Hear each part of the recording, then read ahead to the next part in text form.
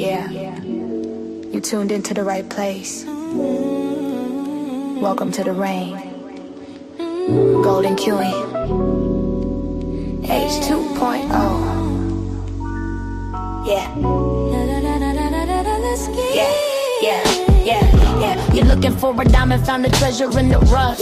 Tired of all the noise, cause you finally had enough. I'm here to build a movement on a mission for the nation. Dropping gems of knowledge, killing all the hesitation. We fighting for the truth, yeah, we fighting for what's right. Building unity and shining up a brand new light. It's a variety channel, but the vision's crystal clear. Pushing us all forward, conquering the doubt and fear. Welcome to the Queendom, it's 2.0 on your screen, where the content's real and smart and funny in between. This is more than just a stream, it's a platform for the change.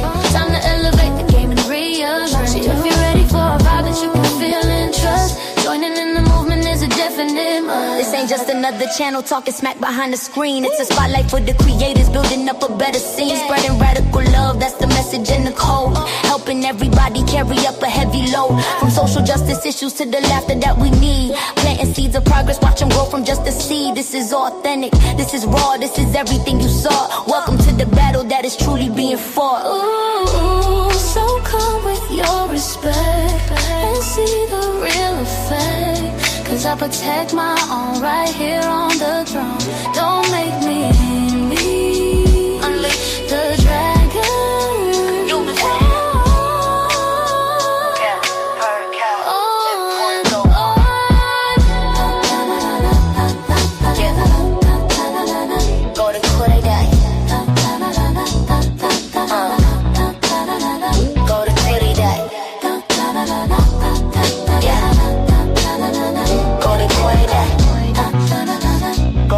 Subscribe, ring that notification bell. Yeah, you don't wanna miss a thing. Welcome to the family.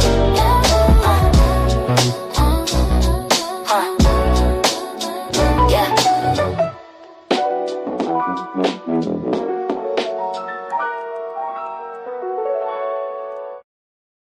Yeah. It's the It's the Golden Queen. Yep. Y'all thought it was over? The whole thing's coming out. They can't keep composure. The kingdom is watching. I'm giving exposure. Look, Raskin on the mic, said the DOJ is fraud. Talking cover up, said the whole thing's flawed. Said they killed the case. What? Put the files in the vault. Who you protecting, huh? Bitch, it's all your fault. This that Epstein mess, this that deep state. Had that survivors, had 20 names straight. But the case went cold, sealed they damn fate. That investigation inexplicably ain't. Damn. He said gigantic cover up, put it on a wire. All the Kingsmen, they all caught in the fight. Thought the truth was buried, thought it would expire till the whistleblower came and took the whole thing high. Yeah, this the madness, this the update. Whole system bogus, yeah, the whole thing fake. They thought they ate, nah, this ain't up for debate. Threw the truth under the bus, put the lock on the gate. This the madness, and I ain't gonna be still. The cover-up's cracking, they looking ill. The kingdom is watching from on the hill. And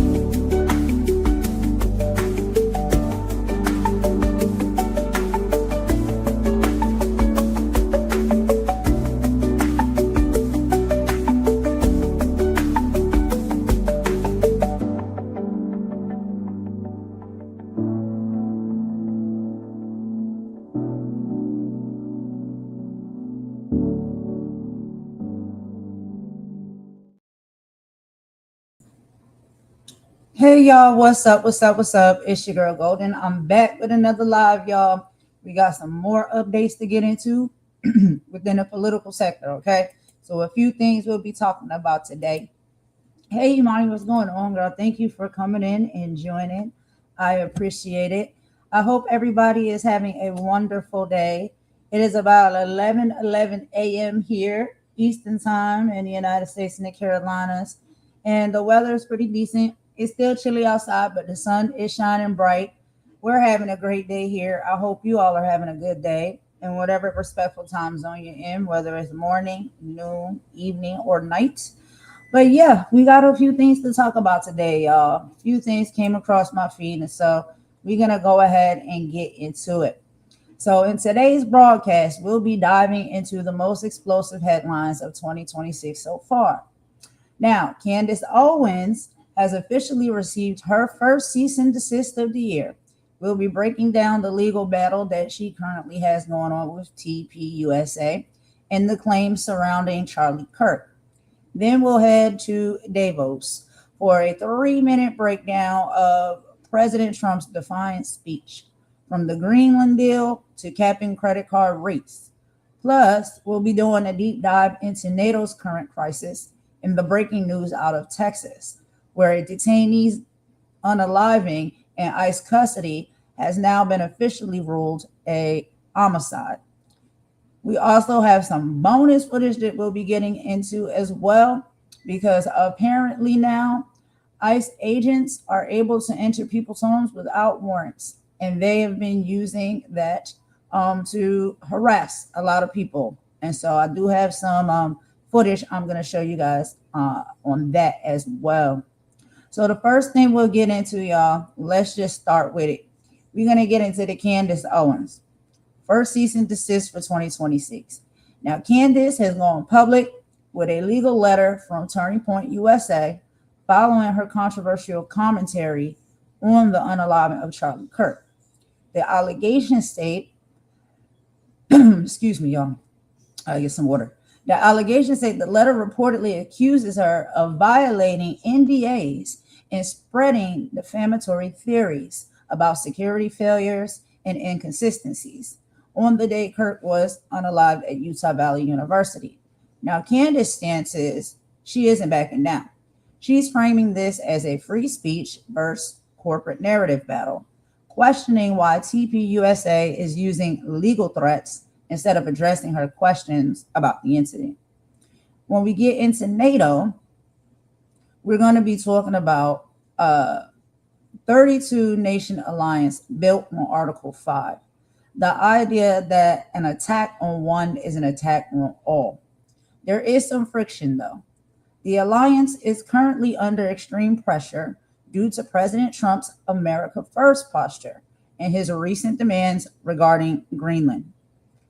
Greenland's factor is, since Greenland is part of Denmark, a NATO ally, Trump's threat of one way or the other acquisition is creating a legal and diplomatic paradox for the treaty. Also, y'all, we will be getting into, like I said, a little of what, Trump said on that stage when he was in Davos, okay? He doubled down, calling Denmark ungrateful and threatening 10% to 25% tariffs on several European nations unless a deal for Greenland is reached. The economic populism. He announced an executive order to stop Wall Street corporations from buying single-family homes, aiming to return home ownership to individuals. The 10% cap, which is a major headline. Trump is calling on Congress to cap credit card interest rates at 10% for 1 year to provide relief from the Biden-era disaster, so he says. Crypto and energy, reaffirming that the United States as a crypto capital and touted 77% trade deficit reductions while mocking the Green New scam. Then when we dig a little bit deeper into the ICE unalived that has been ruled as a homicide, we'll be talking about the victim, Gerardo Lunes Campos, a 55-year-old Cuban immigrant. unalived on January 3rd at Camp East Montana at Fort Bliss. Now, the autopsy, they say the El Paso medical examiner just ruled that the unaliving was actually a homicide caused by asphyxia due to the neck and torso compression. I don't think I said that right. The cover-up allegations. ICE initially claimed medical distress and then suicide, meaning he took himself out. But the autopsy and witnesses tell a very different story of guards physically restraining and choking him. So the fallout, this is the third unalive at this facility in 2 months, sparking intense national debate over the conditions of the Trump administration's expanded detention camps. So let's go ahead and get into all of this, y'all. As per usual, you know, I have some audios and some videos to show y'all. First, let's get into this audio from Candace Owens. She will be speaking herself and telling y'all about the cease and desist that she received from TPUSA. So let me go ahead and get that audio set up for y'all, and we'll get right into it. Just a sec.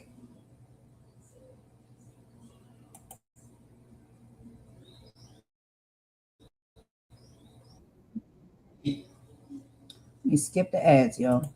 Ads everywhere.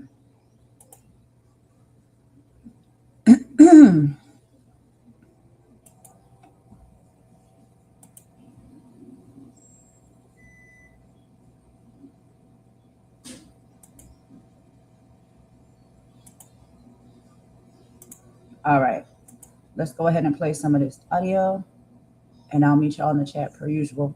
I'm gonna get me some water. I'm sorry for coughing.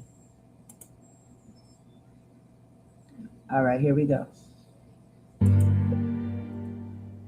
I feel like I should receive an honorary law degree. I feel like I'm an expert now on legal matters. I've learned a lot about legal letters just over the last couple of years, last 3 years maybe. I've definitely learned that there is nothing quite like your first high, right? That first legal letter that you get. I mean, for me, after being sued by a sitting president of a foreign country whose husband would like to strangle me with his large bare hands, any other letter thereafter, it just doesn't do it. It's just not the same experience. I'm not excited anymore when Noah calls. I'm sorry, Noah, if you're watching this, I'm very sorry. It's less exciting for me this year. In order to feel what I felt when Trump called me over a first man pretending to be a lady, according to that, or regarding that lady's penis, it's just going to take a lot more, you know, to get me hyped, to get me amped.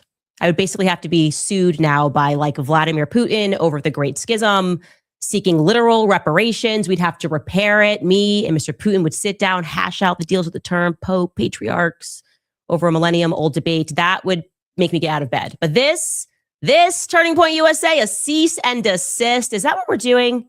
Is this the chapter that we are on? We're turning the chapter here to lawfare. This is what's left. You want us to believe this is Charlie's legacy? In the future, Turning Point USA is going to be thought of as the girl that peaked in high school. You know, free market capitalism, open debate, prove me wrong. Now it's suddenly shut up and serve the new queen. That's what they want, right? So just to recap, our cultural cardinal rule number one is that it's gay to send a legal letter. It's very gay. You shouldn't do it, especially if you can just pick up the phone and call someone. People are open to changing their mind, open to being wrong. You just have to call someone. The vibe that sending out legal letter gives the internet in this day and age, it's changed. The vibes are changing. Is my daddy is so rich, he can buy the world. I'm so rich. We are so rich. We can buy whatever we want. And so now we're just going to buy you and we're going to make people like us because we can afford it. We can buy social standing. Erica, chairman, CEO, Erica, my girl. Heavy is the head that wears the crown after its rightful owner was deposed. Am I right? Am I right? Now, in terms of the legal letter's content, in case you are wondering, maybe you are assuming that their main point of contention is going to be other things that I've said, Well, let me actually cut here to Tim Dillon, because Tim Dillon made a joke. Maybe it wasn't really a joke after AmFest, and he insinuated that all they really care about is money. Remember this, what Tim Dillon said? You feel it. It seems off. You feel like this is a coordinated and choreographed spectacle so that you are played. They want your money. That's what they got mad at Candace about. Yeah, no, keep playing that. Keep playing that out. I mean, you could keep playing that if you have it, but yeah. They got mad at Candace about. They're like, why are you telling people not to give us money? She's also saying you killed the guy. Why are you mad about the money? They're just mad that they're not getting money. They want your money, and they want to be celebrities. Yeah, that you feel it. To build off of that, you feel it. The money thing matters to them.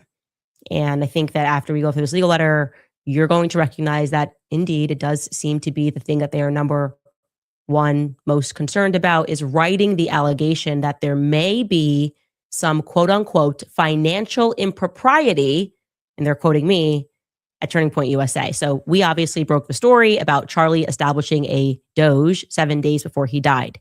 And it led a lot of the public to speculate. I would say this was common sense speculation, by the way, that there could have been something that made Charlie do that pertaining to the finances, because Elon Musk did a thing, right? We can go back and remember Elon Musk and Vivek saying they had to get into the government when Trump was elected. We're going to establish this thing, and we're going to look where all this fat is, and this is financial impropriety.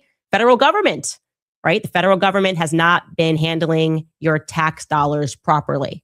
So along comes Charlie. He decides to establish a Doge.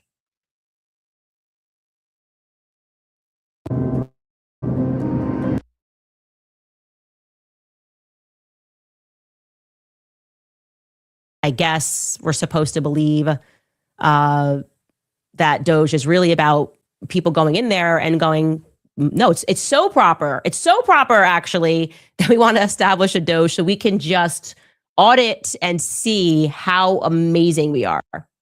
Charlie wanted to get in there and look through everything because everything was just clean as a whistle. And he wanted to maybe then give that audit report to other organizations so that they could learn how amazing and proper and above board everything was at Turning Point USA. Anyway, let's read the letter. And to give you some needed context before we jump in here, because you're going to go, what are they talking about with payments? Turning Point and I obviously had a long speaking arrangement, a speaking contract, which was still in effect when Charlie was assassinated. We've had a contract to speak going back to 2019, 2020. So obviously, given Charlie's assassination and the direction that my investigation took into what happened on that day, we moved to terminate that agreement, which was supposed to go on for another couple of years. So naturally, to give them credit, because this is a bit different from Wolves in Finance, them going after a YouTuber who has no relationship with them. Naturally, in any contract relation, there is standard NDA agreements that you come to. It's just kind of written in there. You're not going to disparage me. You're not going to defame me. And so they are, broadly speaking, making the allegation here that my investigation into who killed Charlie Kirk is naturally disparaging. And hey, you accepted our money. You took our money for years while Charlie Kirk was alive. So we're executing on this. You're not allowed to disparage us for another 12 months since we canceled that agreement. So the letter reads, and I'm Xing out the beginning parts that just says LLC names and stuff. And I'm also not going to reveal their lawyers' names. I don't think it's necessary. On video calls on December 4th, 2025, this was obviously pertaining to us ending our contract, our termination. We terminated our contract. And December 15th, I requested a retraction of Ms. Owens Farmer's disparaging statements and again provided notice that the injuries caused by her statements are substantial and continuing to accrue. Ms. Owens Farmer has declined to issue a retraction. To the contrary, she has stated that she, quote, doesn't feel any differently about people that she mentioned on the show, and she thinks that there are shady people at Turning Point USA. Yeah, so I guess I didn't know this, but I was supposed to, according to them, And we had that meaningful discussion, which I was appreciative that we had this open book discussion. I sat down with Erica and Justin Strife, but that I was supposed to come out and say they're amazing and nobody and everybody didn't do nothing. Like, that's it. Like, they're wonderful people. Like, why would I change my mind because we had a discussion? I came out and I told the truth and things that were answered. And actually what ended up happening was you conceded points to me.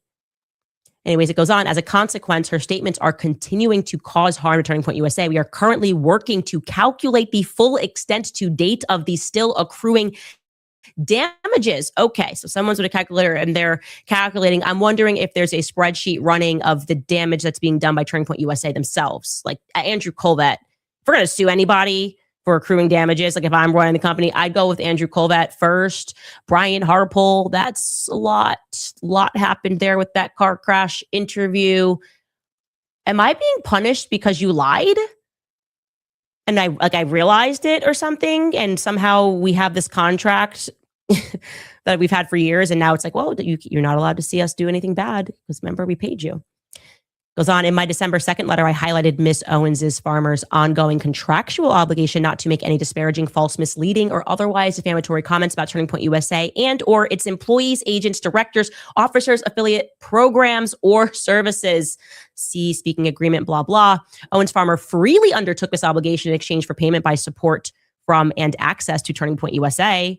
Her obligation remains in effect for 12 months following the term of her agreements, which were terminated on December 2nd, 2025.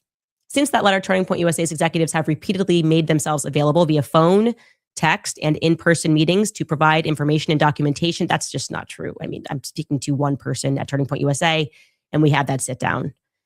To Ms. Owens Farmer in the hopes that providing her with the truth would get her to stop disparaging Turning Point USA in violation of the parties' contracts. Yet, notwithstanding the reminder that my letter provided to Ms. Owens Farmer of her obligations and the good faith efforts made by Turning Point USA's leadership to answer her many questions, she has continued to make statements in violation of her contractual obligations in a manner that is reckless, knowing, and intentional. For example, she has published a list of lies that she attributes to Turning Point USA, and she has stated that there is definitely financial impropriety at the company.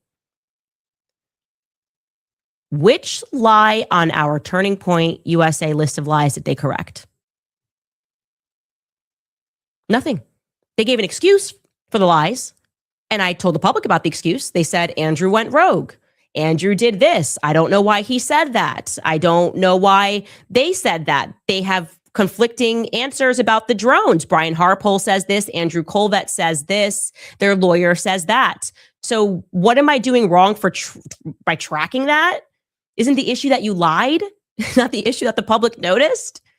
There's not a single thing that they cleared up that I then said, oh, okay, I just completely had that wrong on our list of lies. They conceded.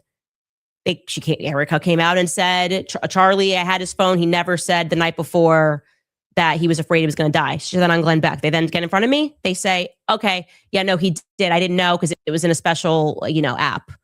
Yeah, he also messaged Dan Flood. I didn't know because we're not talking to Dan Flood. Okay. Imagine your private practice a year from today. What's different? What am I missing here? This next sentence sends me. She has claimed to know that there are people at Turning Point USA who are not good people and has suggested that Turning Point USA and TPUSA Faith have been infiltrated by military operatives. Yes, I do know there are people at Turning Point USA who are not good people. I stand by that. It's the truth.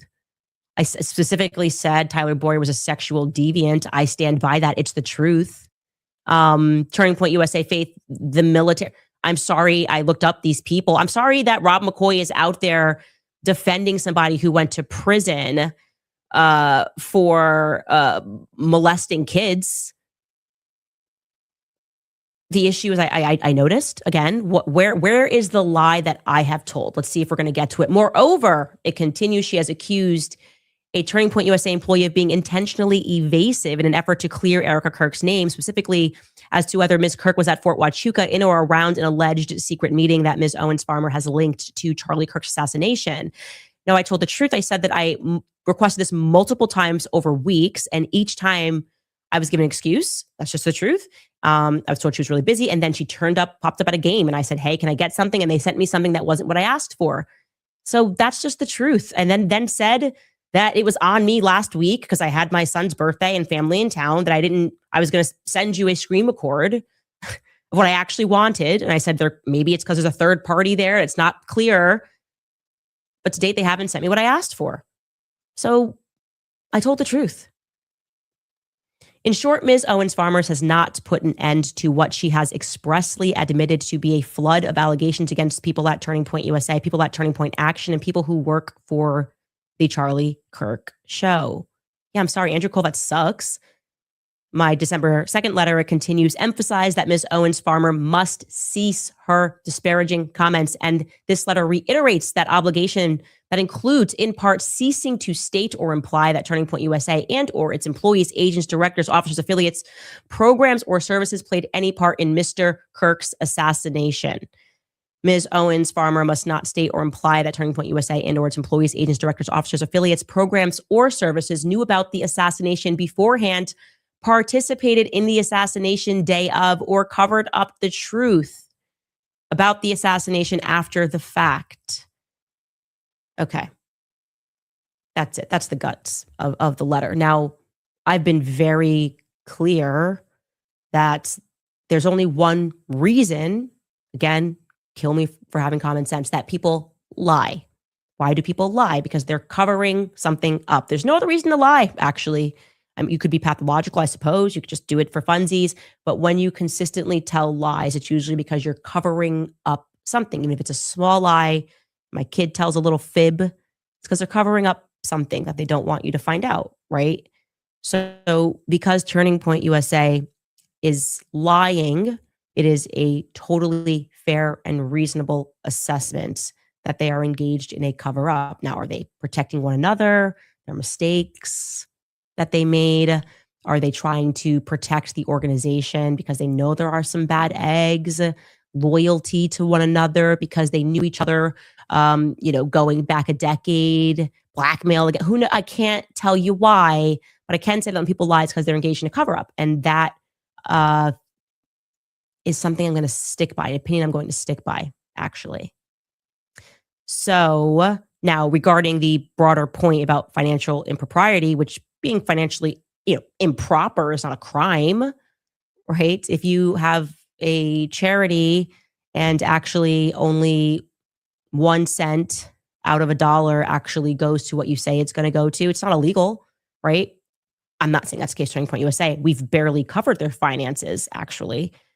But I think that what they want is your money. So I'll make amends. Everybody watching, give all of your money to Turning Point USA. They are amazing. They are above board. They do nothing wrong. They're not focused on money. They just want yours. If you are watching this, please, if you have a 401k, consider giving that to Turning Point USA. If you're watching this, please, if you're saving up to take your kids to a theme park, instead think about parking that money with Stacey Sheridan and Tyler Boyer and Erica Kirk at Turning Point USA. If you've got a grandma and she's frail and she's sick, consider rewriting her will and giving it to Turning Point USA. It will go to a very good cause. There's always a need for more pyrotechnics. If you are, trying to pay down your credit card, maybe don't do that, and try to do a monthly payment instead to Turning Point USA. And yeah, nothing they've ever done has been financially improper. It's crazy that anyone would say that. In fact, they are the most proper organization in the world. Israel's the most moral army in the world, and Turning Point USA is the most financially proper organization in the world. And if you want to know how proper they are, they're sitting around Cease. They've got a legal team to ensure that good things are said about the finances, which I think I've covered on this show like a couple of times. The thrust of this is looking into the people that are taking over Turning Point USA, their backgrounds. And I'm going to continue to be honest about that.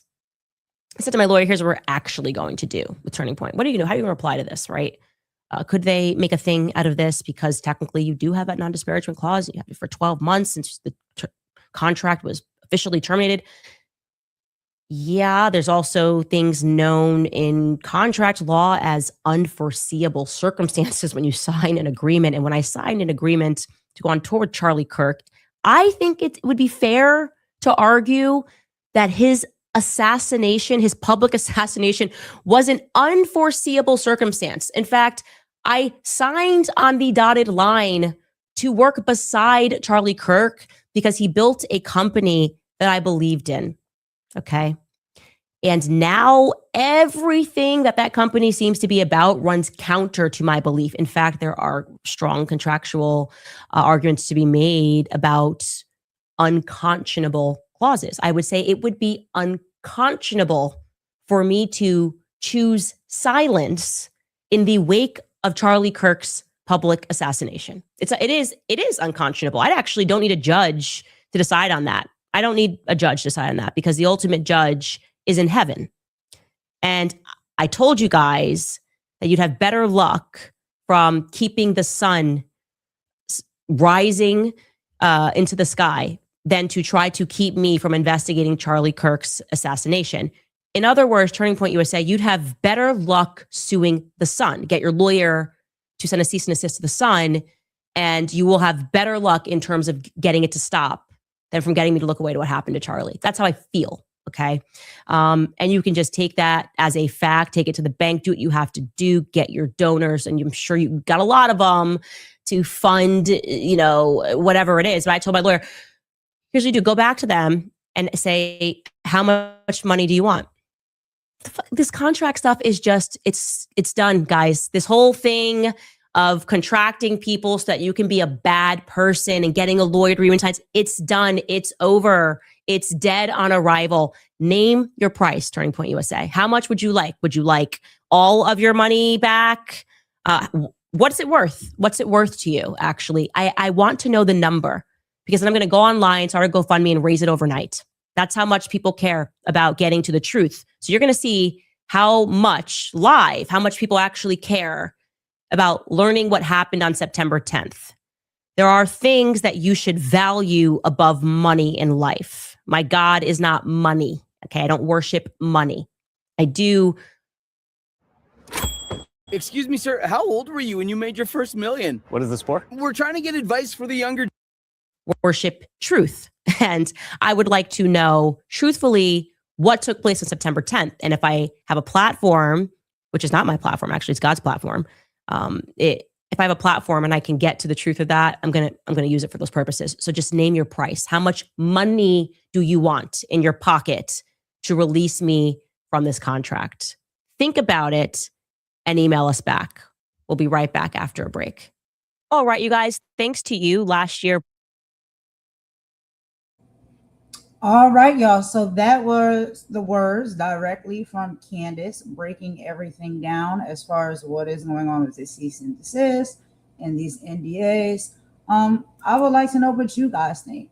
And I also think it is important for us to remember, even though someone might not be our favorite person, when things are right, and people are making good points, we have to make sure we pay attention to that, okay? So just like a brief wrap-up synopsis here. Some of these very important things that she was asking questions about was, number one, a text message that she received from Charlie Kirk. She said it was chilling, and he basically said to her that they are going to unalive me. Now, this text message was ignored in the initial investigation. I think that's an important point to bring up. Also, the security vacuum. She pointed out that the Utah Valley University event had massive security gaps. Despite Kirk being such a high-profile target, she was just simply asking, was the security stand down an accident or was it intentional? Also, silencing the critics. TPUSA isn't just targeting Candace. They've sent letters to others, including Finance YouTube, Zach De Gregorio, if I'm saying his name right, by using legal threats to stop questions about drones and finances. TPUSA is making themselves look like they do have a lot to hide. In conclusion, Candace is standing on business. She is framing this as a fight for the integrity of the movement. If a free speech organization uses NDAs to bury the truth about its own founders unaliving, is it still a free speech organization? Now, when it comes to the drone paradox, security head Brian Harpole claimed no drones were allowed due to airport proximities. Yet, witnesses and other TPUSA speakers, like Frank Turek, confirmed seeing drones. That seems like a contradiction. Then there's also the base connection. Candace did allege that Erica Kirk was seen near Fort Chukua. I don't think I said that right, but it is a major intel base shortly before the unaliving of Charlie Kirk. Now, TPUSA's response was a rush to denial that only fueled more speculation and questions. So, in summary, lover or hater, Candace Owens is doing exactly what a journalist is supposed to do. She's following the smoke. When an organization responds to great questions with legal threats, they aren't protecting a legacy. It seems like they may be protecting a narrative. TPUSA says, don't look here, but Candace is making sure the whole world is watching. She's standing on business, and the truth doesn't need a cease and desist to defend itself. Now, after this, y'all, we are going to get into NATO.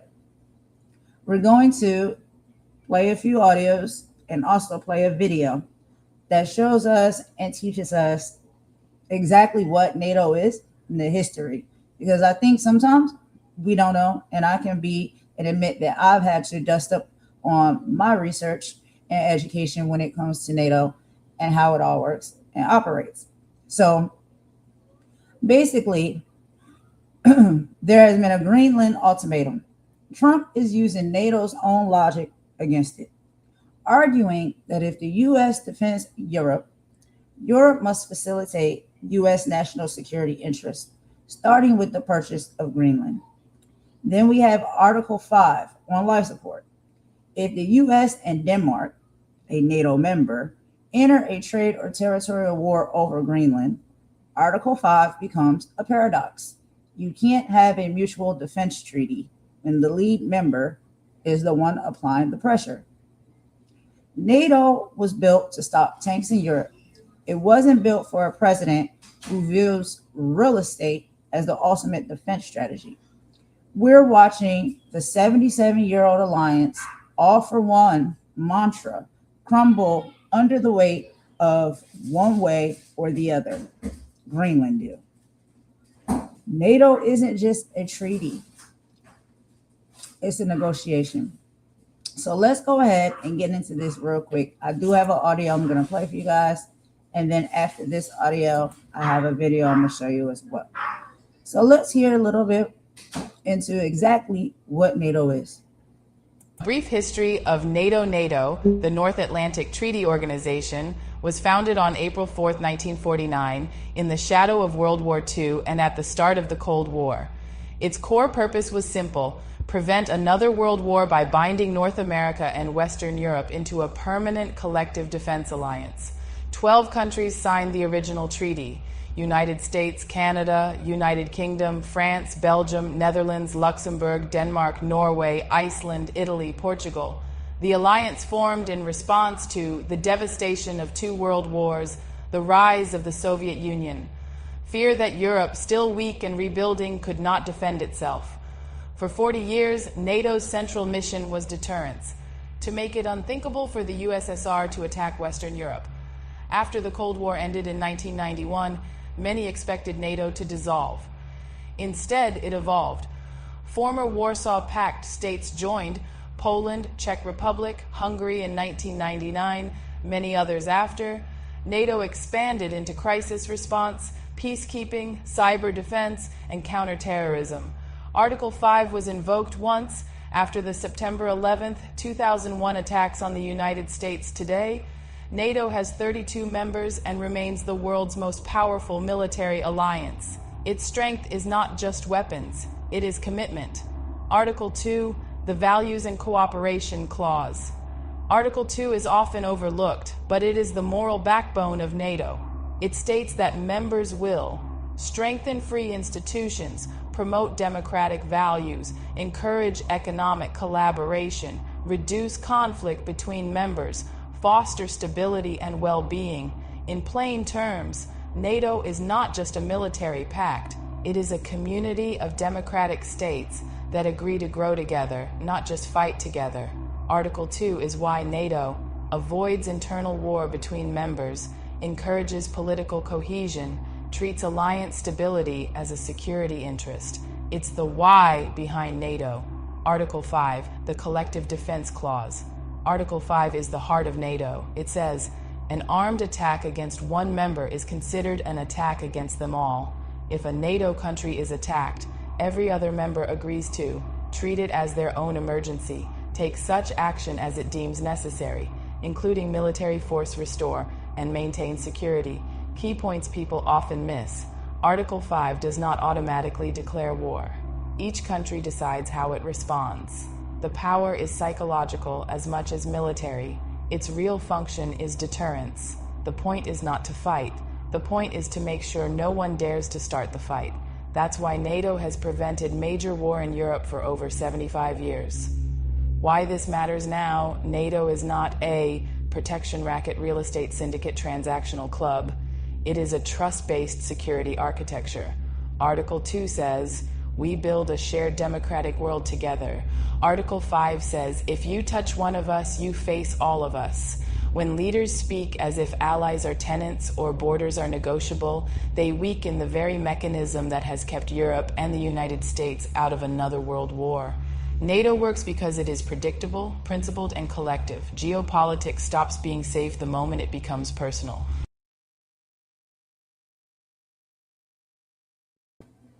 All right, y'all. So that was just a quick little intro into some history and actual information about NATO. And then I have another short video I'm going to play for y'all as well that is going to really break everything down for us to better understand exactly what is going on here and how contradictory it really is at the hands of Donald Trump. Let's get into the video. I'll meet y'all in the comments per usual. Was founded in the aftermath of the Second World War to maintain peace and NATO, or the North Atlantic Treaty Organization, was founded in the aftermath of the Second World War to maintain peace and freedom and prevent conflict.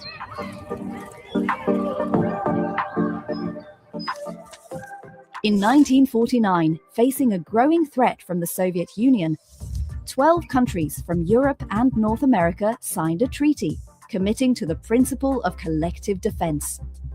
An attack against one of these countries would be considered an attack against all of them. Since then, NATO has helped to preserve peace for its members by providing a unique forum for dialogue, peaceful resolution of disputes, and cooperation on a wide range of political and security-related issues, and also by deterring aggression from potential adversaries.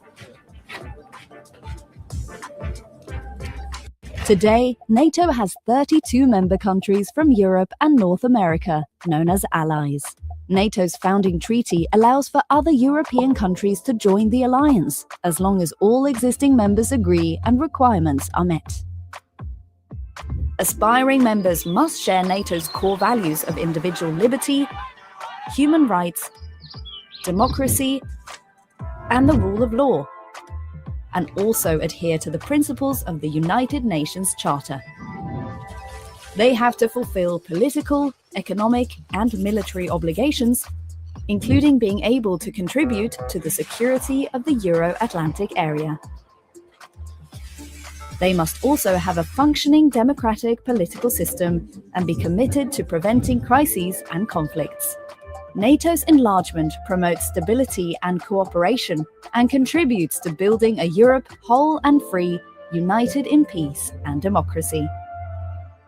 NATO works with a wide network of non-member countries across the globe, which are called NATO partners. The alliance also collaborates closely with other international organizations, such as the European Union and the United Nations, to contribute to peace and security.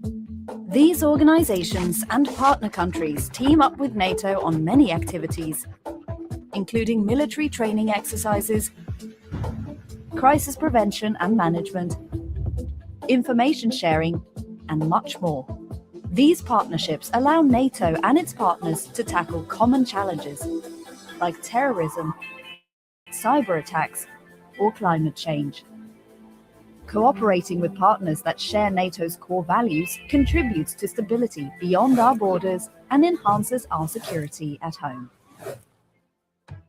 When you hear the word NATO, you probably think of planes, battleships, and armies. But the true heart of NATO is consensus. NATO is a place where countries come together to discuss security issues and agree on common responses. All member countries are represented equally in the North Atlantic Council, the chief political decision-making body of the alliance. Decisions are agreed by all allies. This means that when NATO acts, it reflects the collective will of all its members. NATO is also the only place that brings Europe and North America together every day to address issues related to our security and defense, demonstrating with concrete actions our strong transatlantic bond. There is no NATO army. NATO relies on member states to contribute forces. Every country brings something to the table, from troops and tanks to submarines and fighter jets. Allies effectively work together by using NATO standards, which range from ammunition sizes to the words that troops use to communicate. Allies also volunteer to lead military exercises and host NATO facilities on their territory, ensuring security across the Euro-Atlantic area. Every NATO country contributes to the costs of running the alliance based on a calculation linked to gross national income. And every member also contributes with a percentage of its budget and provides forces and capabilities to NATO. Allies share the costs of NATO's operations and missions, headquarters, command structure, and jointly owned equipment. In certain cases, groups of allies can also build new initiatives, like its multinational fund to support research and investments in cutting-edge technology. These funds ensure that NATO can fulfill its main mission, safeguarding the freedom and security of all its members every day. Using both political and military tools, NATO can respond to large-scale crises, including conflicts, natural disasters, or humanitarian emergencies. For example, NATO and its partners help build security and stability in the Western Balkans and cooperate to fight terrorism. NATO also provides assistance during various emergencies affecting people, like devastating flooding, pandemics, or earthquakes. Following Russia's full-scale invasion of Ukraine in 2022, NATO enhanced the security and protection of its 1 billion citizens by reinforcing its presence in the air, at sea, and on land in the eastern part of the alliance. NATO also helps to prevent crises, both by diplomatic means and by deterring aggression. The strength and unity of allies who are committed to collective defense sends a powerful message discouraging any potential adversaries from attacking a NATO member country. Today, Russia is the most significant and direct threat to the alliance's security, using conventional, cyber, and hybrid means in an attempt to destabilize NATO and its partners. Russia's war against Ukraine has shattered peace in Europe. Terrorism continues to represent a global security challenge. Conflict and instability in Africa and the Middle East directly cause large-scale migration and loss of life. The impacts of climate change, unstable institutions, health emergencies, and food insecurity in these regions can also lead to the growth of terrorist groups. China's military buildup and coercive policies challenge NATO's interests, security, and values. Its malicious hybrid and cyber operations, including disinformation campaigns, target allies and threaten our security. NATO is also faced with security challenges from the development of new technologies like artificial intelligence, the erosion of arms control agreements, and threats to energy supplies.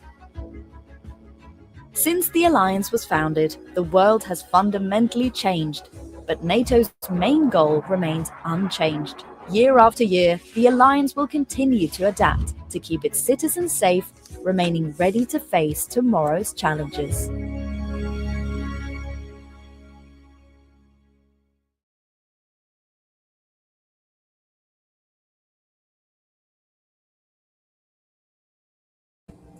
All right, y'all. So that was such an excellent video. A lot of great information, very short and straight to the point. I think it's really important for us to, really do our research and know exactly what is in place. So as we've seen these things, with these news reports and things that Trump is doing, it actually makes more sense as to why, people are outraged the way they are. People are, well, let's be clear, laughing. People are questioning what the heck is he doing and what the heck is going on, because it's very contradictory. Anyway, we won't talk too much about that. I have something set up for another day. But overall, NATO was designed to keep the peace, but it seemed like Trump is using it as a bargaining chip for Greenland. By threatening Denmark, he's essentially saying Article 5 only matters if you have something he wants to buy. It's a total re-imaging of geopolitics, where the shield of NATO is now being used as a hammer. We can't allow that to happen. Anyway, we're going to take a quick song break, and then after this song break, we are going to get into a few little moments of the terrible speech that Trump gave in Davos. I don't know if you guys watched the whole thing. It's about like an hour or so. We're not going to watch the whole thing. I have it broken down just like in a 3-minute wrap up that I'm going to show you guys. But it's kind of embarrassing to watch. But anyway, let's take this song break and we will be right back.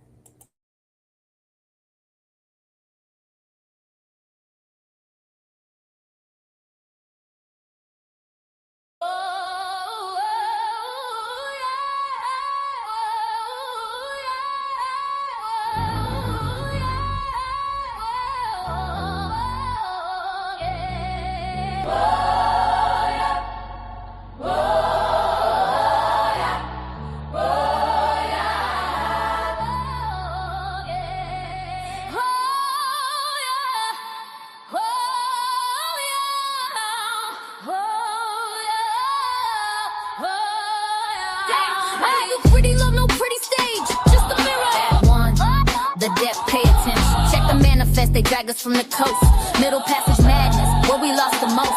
Packed in hoes like cargo, spirits in a cage. Built a brand new nation, lived a life of rage. Yeah, we were the property, the 3/5 compromise. Picked the cotton, built the White House with our hands inside. And they watered all the poplar trees with our blood and cries. Yeah, you know what they were for beneath the southern skies. That strange fruit hanging message of their hate. A simple wrong look was enough to seal your fate. To my brown kin, they just stole it, called it manifest. Killed the Aztecs, stole the planes, put them to the west. The good old days, the signs on the wall. They want us broken, silent, waiting for the call. They wanna push us backwards, drag us down to hell, but we ain't going back, not going back. We ain't going back. We ain't going back. We ain't going back. Let's talk about a word.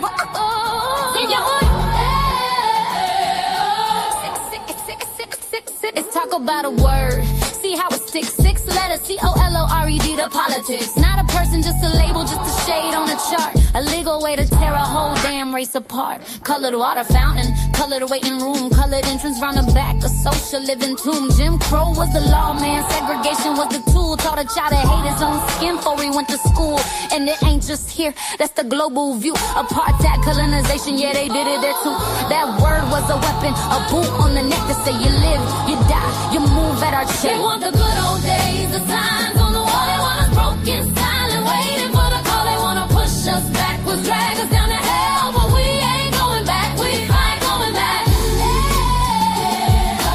We ain't going back. We ain't going back. We ain't going back. Don't you dare say it's repeating. It never stops. They just got new suits, new slogans, new cops. They ban the books that tell the truth of Act 1. They call a protest riot soon as the marching's done. They tell us get over it, it wasn't us. While they build the same systems of them and us. Gerrymander the district, choke the money from the school. Praise the good old days while they fill the modern jails. This is the warning, this is the last stand. We learned your lessons, now we understand. We are the children of the ones you couldn't break. We are the dreams that you could never ever take. We are the fire you tried to douse with ice. We paid the cost, we ain't gon' pay it twice. You want us back in chains, you want us on our knees. We'd rather die right here standing on our feet. This ain't a threat, this is a promise we fulfill. We ain't ever going back. Oh, yeah. It's just you start to say we ain't going back.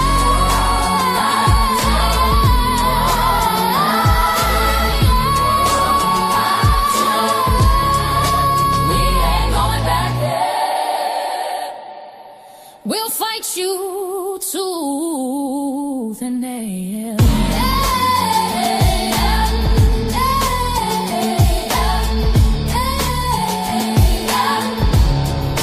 We ain't going back.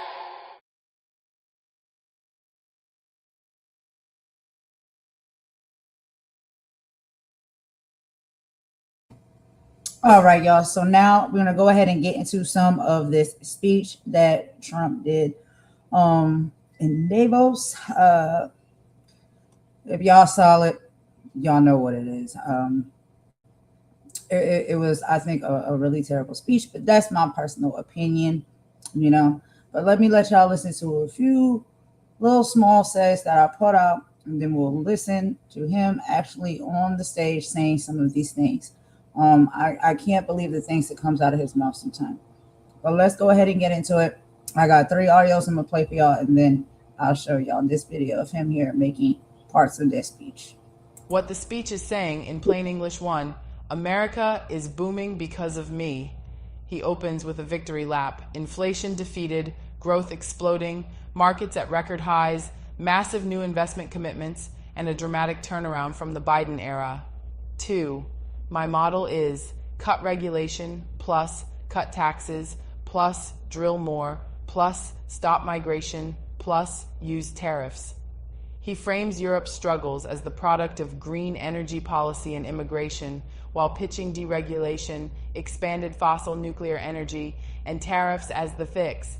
3, Greenland is the strategic prize, and I want negotiations to acquire it. He argues Greenland is vital for U.S. Western security and says only the U.S. can secure it. He calls it effectively our territory, geographically and strategically. 4, I won't use military force, but I'm not backing off. He explicitly rules out force while still using coercive language, pressure, leverage, we will remember. 5, NATO has treated the U.S. unfairly. He repeats a grievance theme. The U.S. shoulders too much burden, allies don't reciprocate, and the alliance should step up.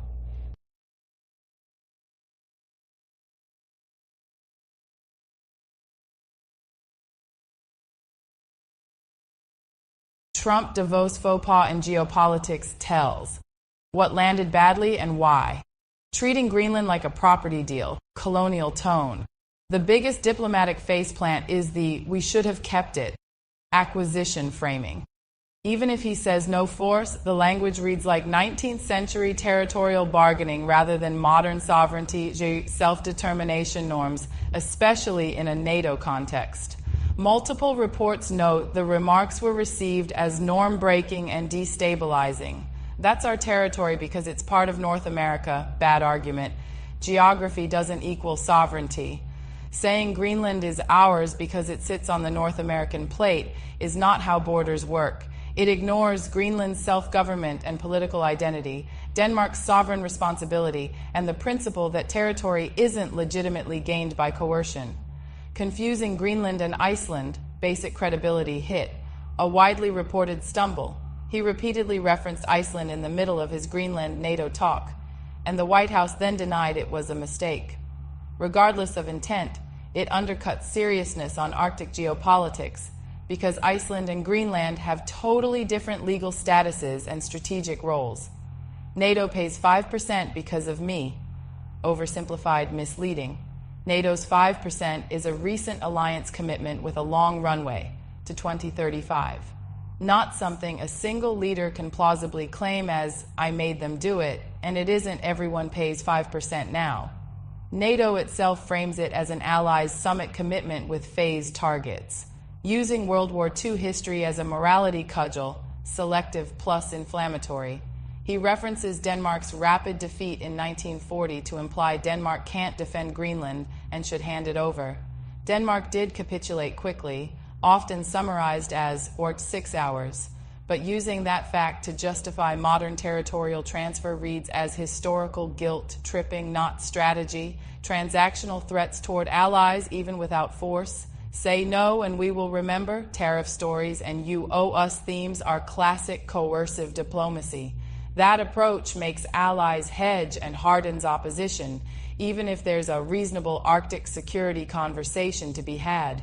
Reporting notes blowback in Europe and strains on NATO cohesion, sloppy world politics messaging that creates avoidable blowback. He mixes Ukraine, Greenland, NATO burden sharing, Europe is unrecognizable, migration and domestic grievances into one stream. That can rally a base, but in geopolitics it signals impulsiveness and weak coalition discipline, exactly what rivals look for. Reuters coverage captures Allied anxiety about trust and NATO stability after the remarks. He's dangerously uninformed. At Davos, we didn't just hear a speech. We heard a warning siren, not from foreign adversaries, from a man who thinks geopolitics works like Monopoly. The speech was a victory lap wrapped in a real estate pitch. America is booming. Europe is failing. Green energy is a scam. And Greenland? We should have kept it. He says he won't use force, but then he says, say no and we will remember. That's not diplomacy. That's a veiled threat in a tuxedo. Here's the problem. Greenland isn't a timeshare. It's part of the Kingdom of Denmark, a NATO ally. It has its own parliament, its own people, its own right to self-determination. Geography does not equal ownership. Being on the North American plate does not make it ours. That's not strategy. That's 19th century colonial thinking with a Wi-Fi signal. He invokes World War II to imply Denmark can't defend itself. That's not history. It's guilt tripping. He blurs Greenland and Iceland. That's not a slip, it's a tell. You cannot lead a nuclear-armed alliance while confusing Arctic geopolitics on a world stage. NATO isn't a protection racket. Allies aren't tenants. And security is not a shakedown.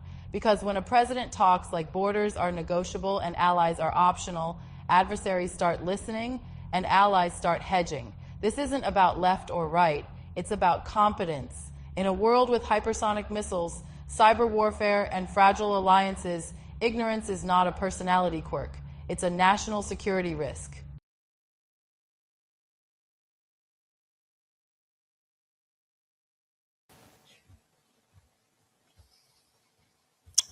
Well, thank you very much, Larry. It's great to be back in beautiful Davos, Switzerland, and to address so many respected business leaders, so many friends, few enemies. Certain places in Europe are not even recognizable, frankly, anymore. They're not recognizable. And we can argue about it, but there's no argument. Friends come back from different places. I don't want to insult anybody and say, I don't recognize it. And that's not in a positive way. That's in a very negative way. And I love Europe, and I want to see Europe go good, but it's not heading in the right direction. This enormous unsecured island is actually part of North America on the northern frontier of the Western Hemisphere. That's our territory. It is therefore a core national security interest of the United States of America. And in fact, it's been our policy for hundreds of years to prevent outside threats from entering our hemisphere. And we've done it very successfully. We've never been stronger than we are now. That's why American presidents have sought to purchase Greenland. It's the United States alone that can protect this giant mass of land, this giant piece of ice, develop it and improve it and make it so that it's good for Europe and safe for Europe and good for us. And that's the reason I'm seeking immediate negotiations to once again discuss the acquisition of Greenland by the United States, just as we have acquired many other territories throughout our history, as many of the European nations have. They've acquired. There's nothing wrong with it. We probably won't get anything unless I decide to use excessive strength and force where we would be, frankly, unstoppable. But I won't do that. Okay? Now everyone's saying, oh, good. That's probably the biggest statement I made, because people thought I would use force. I don't have to use force. I don't want to use force. I won't use force. But the problem with NATO is that we'll be there for them 100%. But I'm not sure that they'd be there for us. If we gave them the call, gentlemen, we are being attacked. We're under attack by such and such a nation. I know them all very well. I'm not sure that they'd be there. I know we'd be there for them. I don't know that they'd be there for us. We're building a golden dome that's going to, just by its very nature, going to be defending Canada. Canada gets a lot of freebies from us, by the way. They should be grateful also, but they're not. I watched your prime minister yesterday. He wasn't so grateful. But they should be grateful to us. Canada lives because of the United States. Remember that, Mark, the next time you make your statements. Imagine being... All right. So y'all can see and hear for yourself. That was just a few of the highlights. But I also have another video I want to show y'all just in follow up for all of this. This is H.R. McMaster's. He's reacting to Trump's Davos speech, okay? And he basically was saying oftentimes he works against his own objectives. He's all over the place. I won't rant because y'all know I can rant. But let's go ahead and get into this conversation in this interview real quick. It's only about 6 minutes. So let me go ahead and put this one up for y'all. This is a response to that devastating speech and the things that he had to say, which a lot of them were actually very disrespectful. But what can we really, be surprised about when it comes to him? Everything's disrespectful when it comes to him. But let's play a little bit of this, y'all.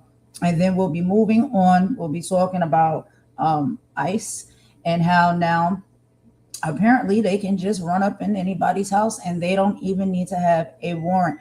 They also have spoke on they can now get access to people's Ring cameras and surveillance utilities at their home.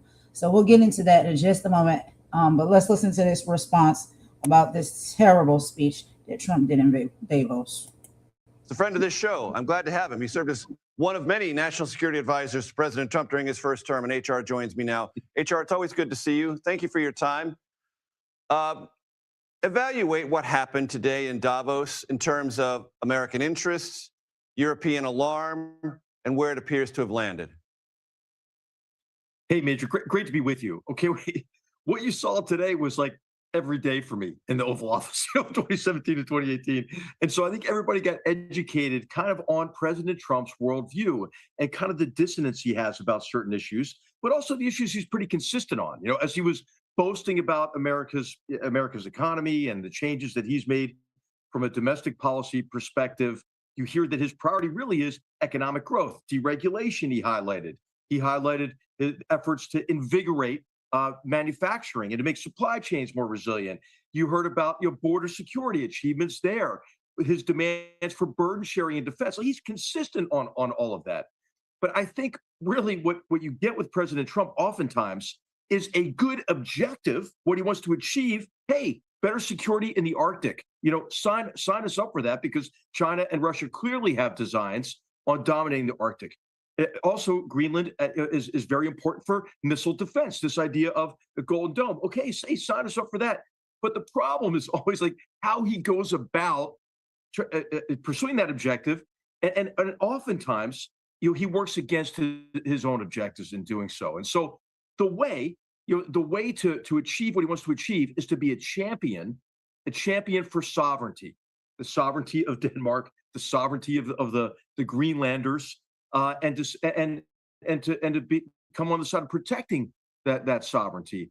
But of course, it's an affront to their sovereignty to even suggest that we would take Greenland by force, a territory of a NATO nation, which, by the way, signed up for supporting the United States after 9/11, as all NATO nations agreed to Article 5, the attack on one is an attack on all.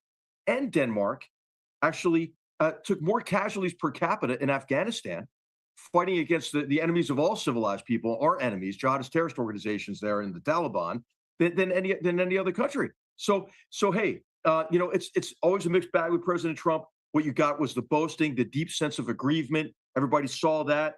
But I think what you're going to see oftentimes, as you do with President Trump, is some outlandish statement, and then a walking back of that statement to a more rational approach to accomplish an objective that we all might agree with. HR, I want to pick up on the thread you mentioned about NATO and the post 9/11 world. Today, in his speech, the president said he had real doubts that NATO would ever be with the United States. We have a proven track record of NATO being with the United States the one and only time Article 5 was invoked after 9/11. That is a complete, and it seems to me, needlessly insulting misreading of actual history. Absolutely. And so what he's right about, let's just start with that, right? He's right about the fact that many NATO nations, really all of them, were kind of free riding on American security, America's provision of security in the post-Cold War world.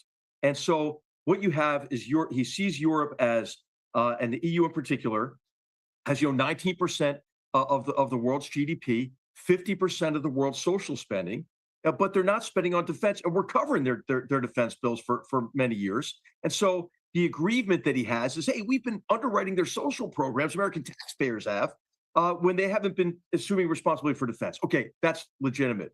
But actually, NATO is strong, and we are stronger with NATO, because imagine what we would have to invest in defense if we didn't have NATO. If you add up the defense budgets for NATO countries minus the U.S., it dwarfs Russia's defense capabilities and defense budget. And as we already mentioned, and what you're alluding to, Major, I mean, the only time Article 5, an attack on one is attack on all, was invoked was after the mass murder attacks of 9/11. And so, what he said is not accurate. We don't get anything out of NATO. We get a lot out of NATO. Now he should declare victory, because as he did in the speech, he points out, hey, now NATO nations are investing more in defense. It's become a reality.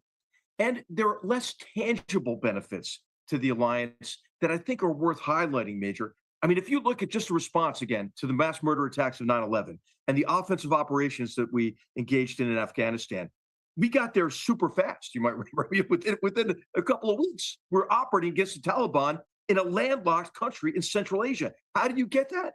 You get that by forward position capable U.S. forces. You get that by overflight rights that are granted to you as a member of the alliance. Right. And so I think when you look at the broader competitions as well with China's economic aggression, hey, the free world needs to stand together. So I think, what we're going to do is we're going to back into stronger cooperation in the transatlantic relationship.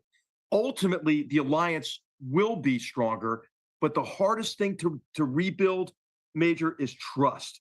And I think a lot of this rhetoric has eroded, the trust in the transatlantic relationship. Valuable perspective as always. H.R. McMaster, thank you so much, sir. I appreciate it. Thanks, Major.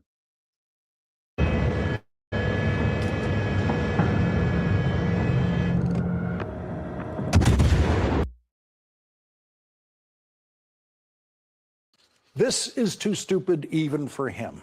Those are the words of Donald Trump's niece, Mary Trump, in her social media reaction to Donald Trump's latest proof that he is unfit to serve as president of the United States. Mary Trump was reacting to Donald Trump's social media post of a message to the Prime Minister of Norway, in which Donald Trump, in what appears to be more evidence of cognitive decline, possibly cognitive collapse, says that because the country of Norway did not give him the Nobel Peace Prize, even though the country of Norway has nothing to do with choosing Nobel Prize winners. Donald Trump is now even more eager to take Greenland away from Denmark, which Donald Trump might not know is actually a different country from Norway. Those are two different countries. Donald Trump's stone-cold ignorance has been a defining characteristic of his entire public life. And so it is possible Donald Trump has never known that Norway and Denmark are two separate countries. Donald Trump might think that Denmark is the capital of Norway, or the other way around, or maybe he once knew they were separate countries, but now his 79-year-old increasingly shattered brain can no longer hold on to facts like that. The Greenland thing is, and always has been, a Trump diversionary tactic. Trump is no more serious about it now than he was the first time he mentioned it over 6 years ago. 6 years from now, Donald Trump will have done nothing. Donald Trump is never going to do anything in Greenland. He's not going to buy the place. He's not going to invade the place. But he is going to talk about Greenland every day that he can, because the American news media cannot resist saturation coverage of such a simple issue. And every bit of coverage of Greenland is not coverage of the Epstein files, as we will be covering tonight. More than 99% of the Epstein files, Donald Trump is now illegally hiding. We will be covering that story tonight. And every news mention of Greenland is not coverage of what Donald Trump's invasion forces did not change in Venezuela, where the regime that was in power before Donald Trump's invasion remains in power tonight. And every moment of coverage of Greenland is not coverage of Donald Trump's invasion forces in Minneapolis and other parts of the country that did not vote for Donald Trump. Donald Trump's Treasury Secretary, who is by far the most incompetent Treasury Secretary in history, once again faced Sunday morning questions yesterday that he just could not answer. If the United States were to take Greenland by force, how would that be different than Russia's annexation of Crimea? Look, I believe that the Europeans will understand that this is best for Greenland, best for Europe, and best for the United States. That man is going to spend the rest of his life claiming that he saved us from Donald Trump's worst impulses. Marco Rubio will do the same thing. Most Trump cabinet members will be claiming that for the rest of their lives. His Secretary of Labor won't claim she did that because there is very little evidence that she's ever spoken to Donald Trump. And no one would know she actually is the Secretary of Labor if Rupert Murdoch-owned New York Post wasn't reporting on her under the headline, Inspector General Probe Uncovers Labor Secretary Lori Chavez de Ramirez Office Booze Stash and Strip Club Visit with Subordinates.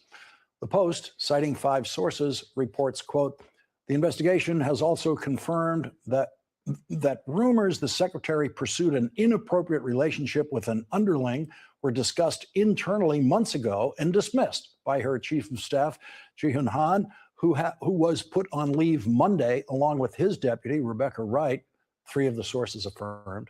The Secretary of Labor has denied wrongdoing through an attorney, and the Labor Department declined to comment. Such is life in the Trump cabinet. Donald Trump is the most difficult client the Supreme Court has ever had. And yes, I mean client, not litigant, because the Trump Supreme Court justices seem to treat him as their legal client rather than a litigant appearing before them, seeking their impartial judgment. Surely, Samuel Alito and Clarence Thomas, along with at least a couple of the Trump appointees, may have spent the last months struggling to hold together a majority to rule in favor of the unconstitutional Trump tariffs. This would require the Trump-controlled Supreme Court to ignore the Constitution, but they've done that for him before. That's not hard for them. They basically functioned as his criminal defense lawyers in creating a criminal immunity for Donald Trump that no previous president ever had. There is not a single justice on the Supreme Court who knows as much about international trade and the Constitution as any member of the Court of International Trade, which is a special federal court whose jurisdiction is exclusively international trade cases. That's all they do. They are not generalists like the Supreme Court. And the Court of International Trade ruled unanimously, that Donald Trump's tariffs are unconstitutional. The Court of International Trade, in their unanimous ruling, which included 2 Trump-appointed judges, said that it is unconstitutional for Donald Trump, quote, to impose any tariff rate he wants on any country at any time for virtually any reason. And that is exactly what Donald Trump has been doing. And that is exactly what the Court of International Trade said is unconstitutional. The Court of International Trade said that Donald Trump's tariffs, quote, sound the death knell of the Constitution. The Court of International Trade has never written a more dramatic opinion than they did in the case striking down Donald Trump's tariffs, which is now being considered by the United States Supreme Court after Donald Trump appealed the ruling of the Court of International Trade to the United States Supreme Court. And if you are a Trump Supreme Court justice sitting there for months trying to help Donald Trump with his unconstitutional tariffs, the one thing you wanted him to do while you were considering his tariff appeal is not impose any more crazy tariffs. The one thing Samuel Alito and others needed from Donald Trump is to just stop threatening crazier and crazier tariffs. And if you're Donald Trump's Solicitor General, who argued the case for Donald Trump to the Supreme Court, you were surely hoping that Donald Trump would just stay silent on tariffs until the Supreme Court ruled. But in fact, Donald Trump has continued to threaten crazy tariffs while the Supreme Court is considering his appeal. And this weekend, Donald Trump did it again, and he did it as crazily as ever. On Saturday, Donald Trump said, quote, starting on February 1st, 2026, all of the above-mentioned countries, Denmark, Norway, Sweden, France, Germany, the United Kingdom, the Netherlands, and Finland, will be charged a 10% tariff on any and all goods sent to the United States of America. On June 1st, 2026, the tariff will be increased to 25%. This tariff will be due and payable until such time as a deal is reached for the complete and total purchase of Greenland.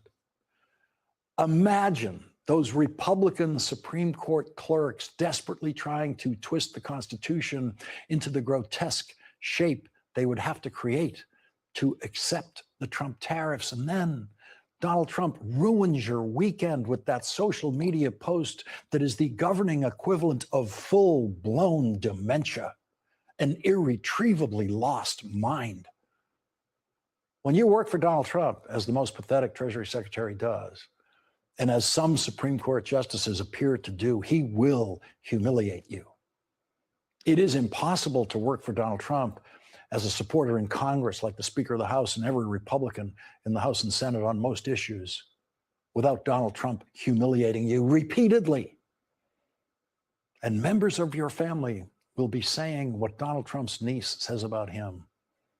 This is too stupid even for him. Scott Bessent's ritualistic Sunday morning humiliations found a new low even for him this weekend when Kristen Welker asked him about Donald Trump's utterly insane criminal investigation of Federal Reserve Chair Jerome Powell. Why are women everywhere choosing Abby X, the new tummy tuck alternative? I got the tummy tuck results without the tummy tuck downtime. Get a flat, tight tummy with Sonobello's new Abby X. One visit fat and loose excess skin removal. Sonobello's Abby X is a tremendous breakthrough. Combine both liposuction and skin resection safely to be able to custom tailor our treatment for the patient. I got a flat, tight tummy thanks to Abby X. I went to Sonobello and I did the Abby X. I feel confident, and most of all, I feel like the old me before I had my babies. I had Sonobello Abby X over 3 months ago.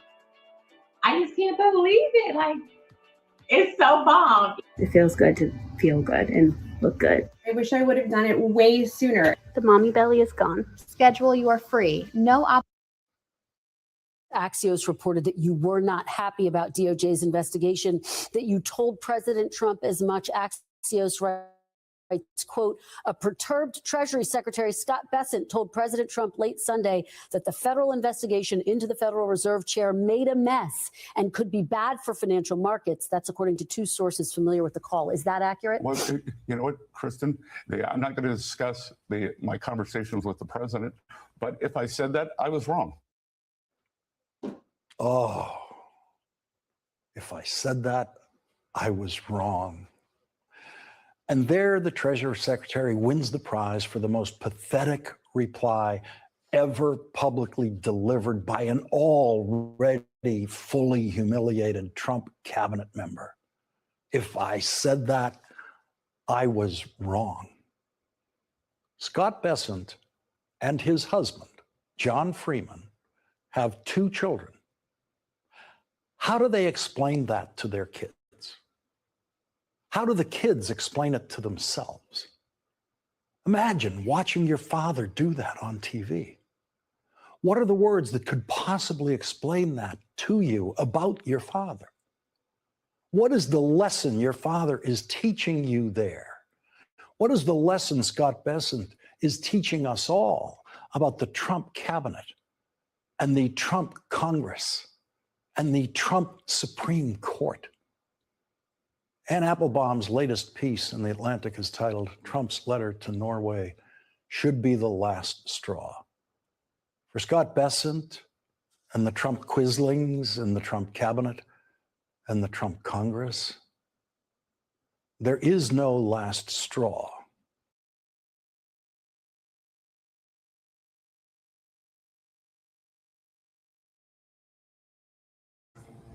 All right, y'all. So that was Lawrence. I love me some Lawrence.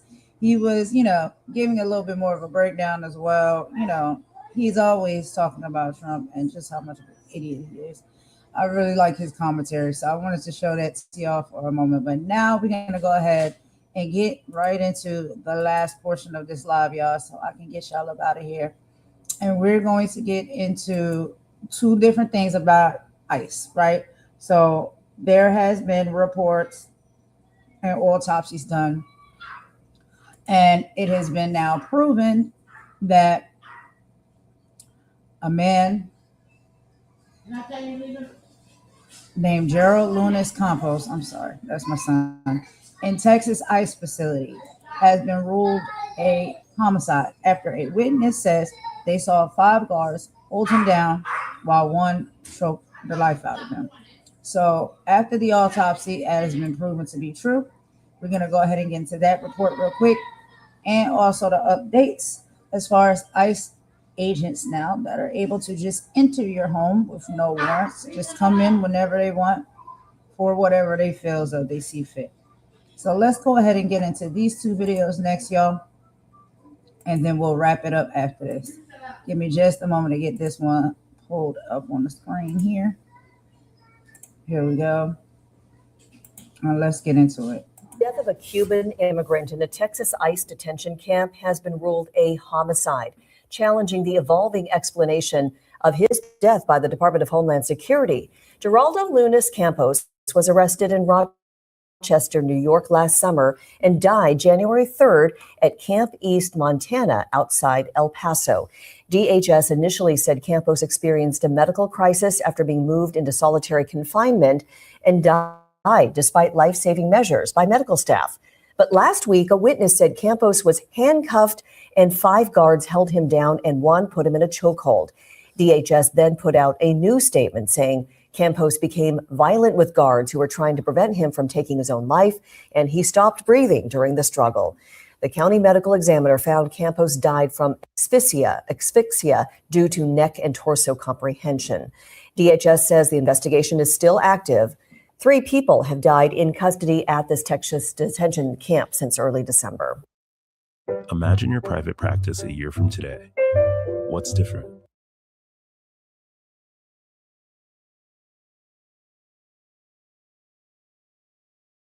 The Washington Post reports today that a man who died while in ICE custody in Texas earlier this month was likely the victim of a homicide. Now, we should note that the company that runs the detention facility did not respond to the Post, and that the paper's reporting has not been confirmed by MS Now. I'm joined right now by Doug McMillan, the Washington Post reporter who got that exclusive. So, Doug, you reviewed an internal ICE document about the death of 55-year-old Geraldo Lunas Campos. As I read it, both sides agree there was a struggle, but then the stories wildly diverge. What did you find out, including the coroner's conclusion? Yeah, this death was first reported by ICE 1 week ago, at which point they said really nothing about the cause of death. They said that the staff observed him in distress and said that an investigation was underway. My sources internally said that there was some indication of a use of force. So I followed that lead. I found out from a witness, an eyewitness, a fellow detainee at this detention center in Texas, who described a scene in which this man, Geraldo Lunas Campos, was being taken physically into the segregation unit of the detention center. He was insisting on having his medication. He was claiming that he didn't have his medication and he didn't want to go into the segregation unit without his medication. And that this witness says that they were forcing him to kind of go into that cell. In that ensuing struggle, this witness said that at least 5 guards were essentially choking him and that they eventually choked him to death. Following that, I learned from the man's family that they'd been in touch with the medical examiner who's reviewing the body, who found evidence of a homicide, and that medical examiner told the family in a call that was recorded, and I have the recording, that this man, they believe that the manner of death is homicide, and the preliminary cause of death was asphyxia due to neck and chest compression. Now, court records do show Mr. Campos had a criminal record, but what more do we know about him and about security? In other words, how folks with a record, because Tom Homan just said 70% of the people that we hold have a criminal record, how they are detained, and is it different from somebody who's picked up, for example, for coming into the country illegally but has no record? Well, first of all, somebody with a criminal record certainly does not deserve to be killed. And they also, ICE detention, you can read on ICE's own website, says that ICE detention is not meant to be punitive. It's merely a place to hold people while their immigration cases are being adjudicated. What we've seen in Texas, and specifically this facility, which is on the Mexican border, in which the Trump administration created basically in the span of 6 months from what was an empty patch of desert on the Mexican border. It's a series of large white tents, and it's now the largest ICE detention center in the country. There are very, very frequent and very consistent reports over the last few months of very questionable substandard conditions there. ICE's own inspectors have gone to this facility and found the health conditions, overcrowding. People are not getting recreation time. People are not getting the medical treatment that's adequate for their health. So there are very strong concerns around this specific facility, and I mean the role it's playing kind of currently in the administration's crackdown on immigrants. Yeah, I mean, in that regard, if he was indeed on medication and was simply asking for his medication, that fits with what you say about this particular facility and people not getting the medical help that they need. But the DHS, as I understand, told you there's an investigation happening. But I wonder, is this an isolated incident? What is the situation overall with ICE deaths in custody? Well, they are accelerating. Last year, there were more than 30 ICE deaths in custody, which is the highest in at least 2 decades. And over the past 2 months, there's been an acceleration. There were just 4 and possibly 5 in the first 2 weeks of this year. So I think that there are growing numbers of people in these detention centers, but there are also growing number of deaths. And I think that you have to, at some point, start to look at what is causing these deaths, what is the reason for these deaths, and can they be avoided? In this situation, there's definitely going to be a lot of questions about, if this was a homicide, then there's definitely going to be very serious indication that could have been avoided, and there's going to be questions about the training, the oversight of the staff at this facility. But overall, looking at the ICE detention system, I think we really need to start asking a question of, if these deaths are increasing, if we're going to see 2 a week, 3 a week, 1 a day at some point, potentially, maybe. Is this going to be a crisis of people who are not able to get kind of adequate living conditions and medical treatment inside these centers? Yeah, what really struck me about your great reporting and great writing was that he was reportedly, this victim, said to be disruptive, and he ended up dead. Thank you so much, Doug McMillan, for your great reporting. And people who want to read the full story can do so at WashingtonPost.com. Thank you.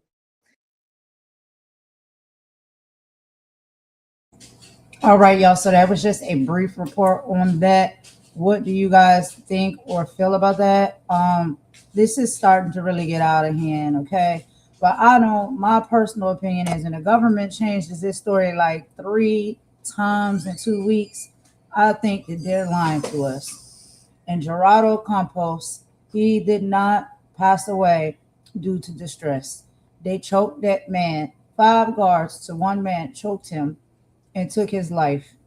I believe that this accountability for these people is non-negotiable. Like, we're not going to sit here and negotiate these people taking accountability for what they've done.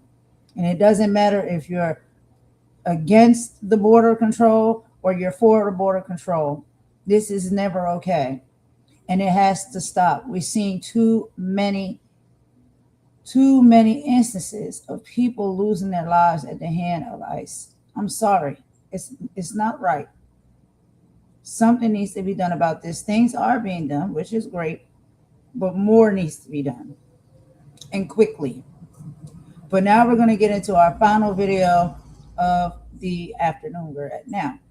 So a major bombshell dropped yesterday. The El Paso medical examiner, I'm sorry, that's not the one I was going to talk to y'all about. I got the second one up here.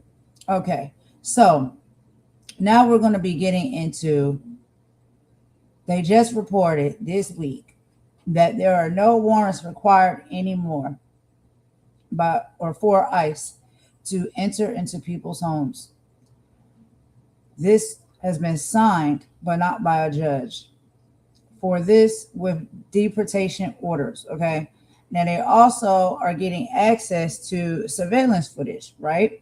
Because we know that some of this surveillance footage is key points of evidence that can be used if someone needs to prove that they have been mistreated, abused, or unalive. So they now are being able to utilize access to people's Ring doorbells and security equipment, probably so they can take the footage and hide it so the truth doesn't come out. Let's go ahead and get into these reports, y'all. I have 2 videos I'm going to show y'all about this. You'll see one news report and one where you see them in action. Just busting into people's homes. Don't have to show any paperwork or anything. And to tamper with people's Ring doorbells, I think that's pretty low. So let's go ahead and get into it, y'all. Let me pull this video up for you. Give me just a second. Let's hear a little bit more about this.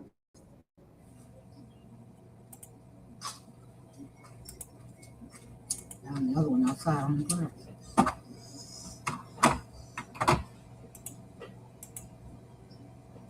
All right, to the other big story we're following this morning that broke late yesterday, an internal Immigration and Customs Enforcement memo obtained by the Associated Press shows ICE officials told officers and agents they can forcibly enter homes of people subject to deportation without warrants signed by judges. Now, the memo from acting ICE Director Todd Lyons, shared by whistleblowers with Democratic Senator Richard Blumenthal, is dated May 12th. It authorizes agents to forcibly enter homes using only an administrative warrant instead of a warrant from a judge when a person has a final order of removal. This reflects, of course, a major departure from the longstanding practice of requiring judge-signed warrants to enter homes. It also is a clear Fourth Amendment violation. The memo also instructs agents to knock and announce, state their identity and purpose, give occupants time to comply, avoid entries before 6 a.m. or after 10 p.m., and to only use, quote, necessary and reasonable force. The whistleblowers say it was secretively rolled out, shown only to select officials, and verbally briefed to others.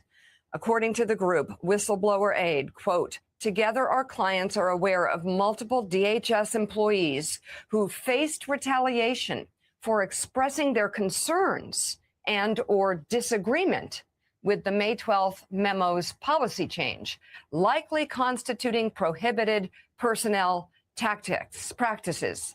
One client is aware of a seasoned government instructor tasked with teaching this new doctrine who chose to resign rather than be forced to teach what they understood to be unlawful.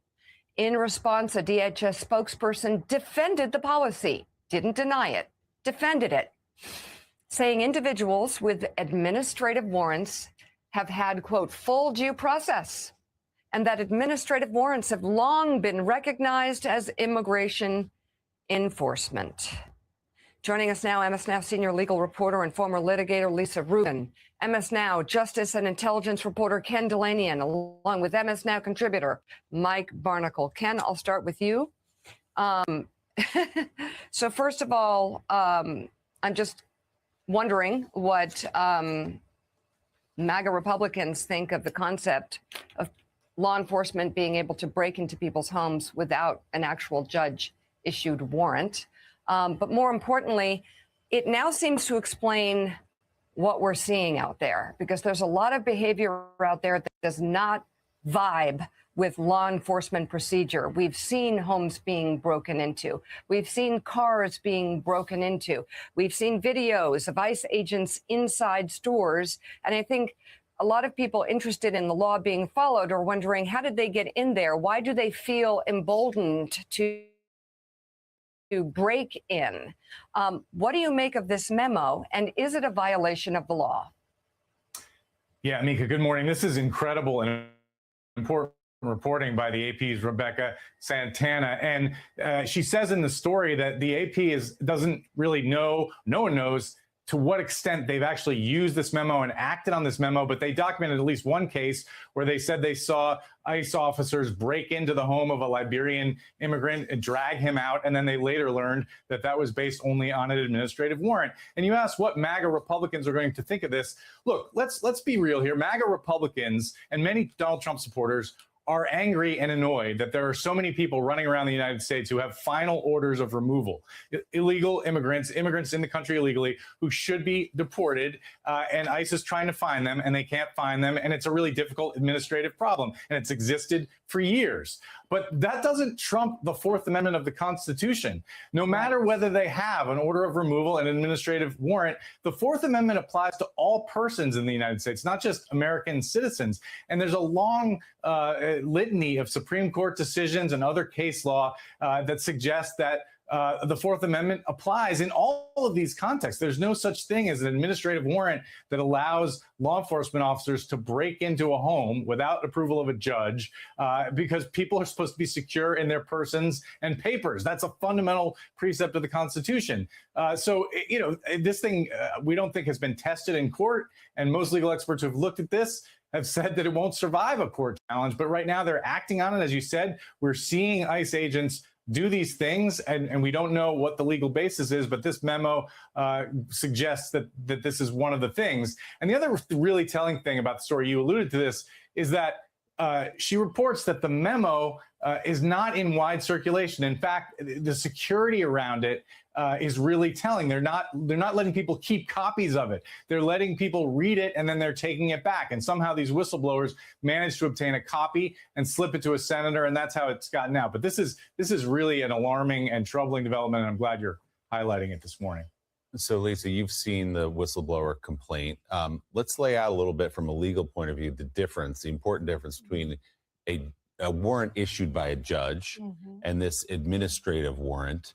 There's a reason that there are restrictions on searches of people's home built into the Constitution. But what is the distinction between those two kind of warrants? An administrative warrant is exactly what it sounds like. It's issued by somebody within the agency. It doesn't have a judicial check on it. A judicial warrant is something that is presented to a judge with grounds for the warrant and is signed by a judge. And that has always been sort of the dividing line between when you can search somebody's home and when you can't. Now, Willie, there are exceptions, even under the Fourth Amendment. For example, if you're in hot pursuit of a suspect, can you enter a home without a warrant? Sometimes, yes. If you need to prevent imminent violence to someone, for example, you hear a domestic violence episode or a likely killing behind a door, can you enter without a warrant? Sure. But this doesn't reach any of those exceptions in the case law under the Fourth Amendment to when you can enter a home without that judicial warrant. So what kind of an umbrella are they using? Are the ICE personnel potentially using to go into a person's home? Under what umbrella? I don't know. I mean, essentially what they're saying is if this is incident to an arrest of someone who is subject to a final order of removal, that a search predicated on an administrative warrant alone is enough to get through the door. We have not seen the entirety of the memo. We don't know whether it has an underlying constitutional justification, but theoretically, according to this whistleblower disclosure, people at ICE have advised that this meets their constitutional standards. As Ken just said, I'm a little dubious of that. So apparently ICE has no responsibility from the administrative level at the top of ICE to publish this memo so the public can look at it? They don't. And in fact, Mike, there are, for example, a couple of weeks ago, my colleague Fallon Gallagher and I were looking at ICE policy and CBP, Customs and Border Patrol policy on the use of force.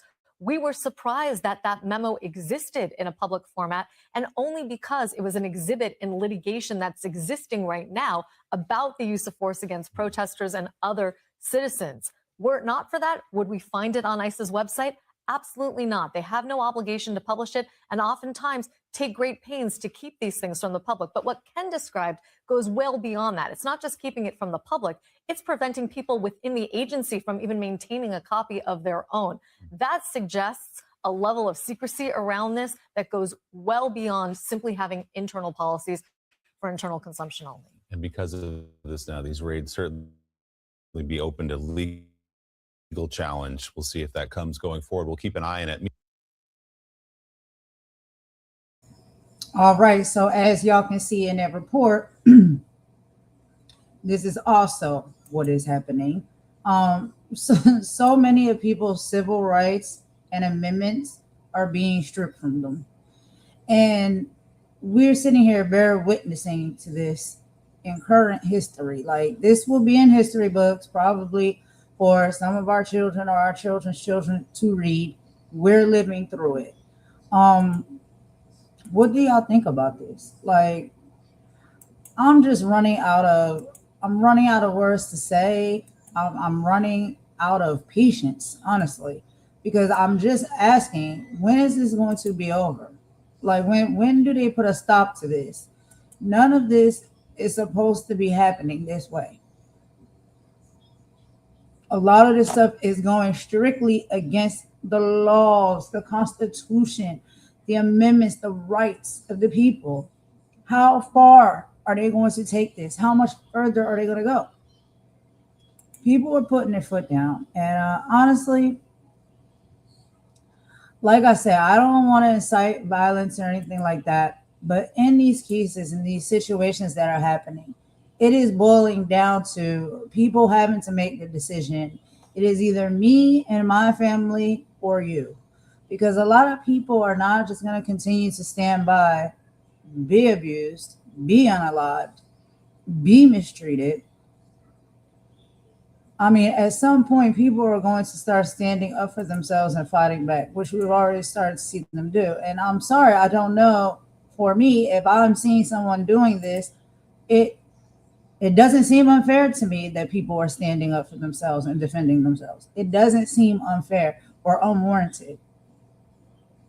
It is the rights of the people to defend themselves, because it should not have to end this way. Do you know how many lives have been taken? How much abuse? Let's go ahead and watch this video again. We have played this one time before, but this was the encounter. This was the the nasty work that these ICE agents did, busting into someone's home. And that information, as far as this whistleblower was able to take from this encounter right here, that these people did not have a warrant signed by a judge to bust up in these people's house like this. But you'll see exactly with excessive force how they bust. And look how many ICE officers usually are at one site, even if they're just detaining one person. How many bodies does it take to detain one person? I mean, this is a group. This is an army full of ICE officers. And if you ask me, and I was having a conversation about this earlier, and it was a really great conversation that we was having, and something was brought to my attention. These ICE officers are not moving like police officers. They're not moving like law enforcement. They're moving more so like mercenaries. And y'all know what mercenaries are. Do you or do you not? If not, I did bring up the definition for you, okay? So when we talk about mercenaries in a strictly legal sense, a mercenary is a private individual who is hired to take part in an armed conflict. According to Article 47 of the Geneva Conventions, Protocol 1, a person is classified as a mercenary if they meet several specific criteria. Motivation. They are primarily motivated by the desire for private gain, personal profit, rather than political or national loyalty. Recruitment. They are specially recruited to fight in a specific armed conflict. National status. They are generally not a national of a party to the conflict, nor a resident of the territory controlled by a party. And the membership. They're not members of the official armed forces of state. In modern context, the term is often expanded to include private military contractors, PMCs, though PMCs often argue they provide security and logistics rather than offensive combat services. Now, ICE, which is supposed to be a U.S. Immigration and Customs Enforcement, is a federal law enforcement agency under the Department of Homeland Security, DHS.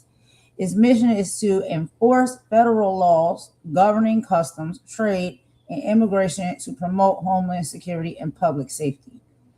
These people have been doing nothing but putting the public in unsafe predicaments. So I don't really see how that even stands fit to be true. Legal authority. ICE is established by federal law, and its agents are government employees, civil servants, sworn to uphold the U.S. Constitution.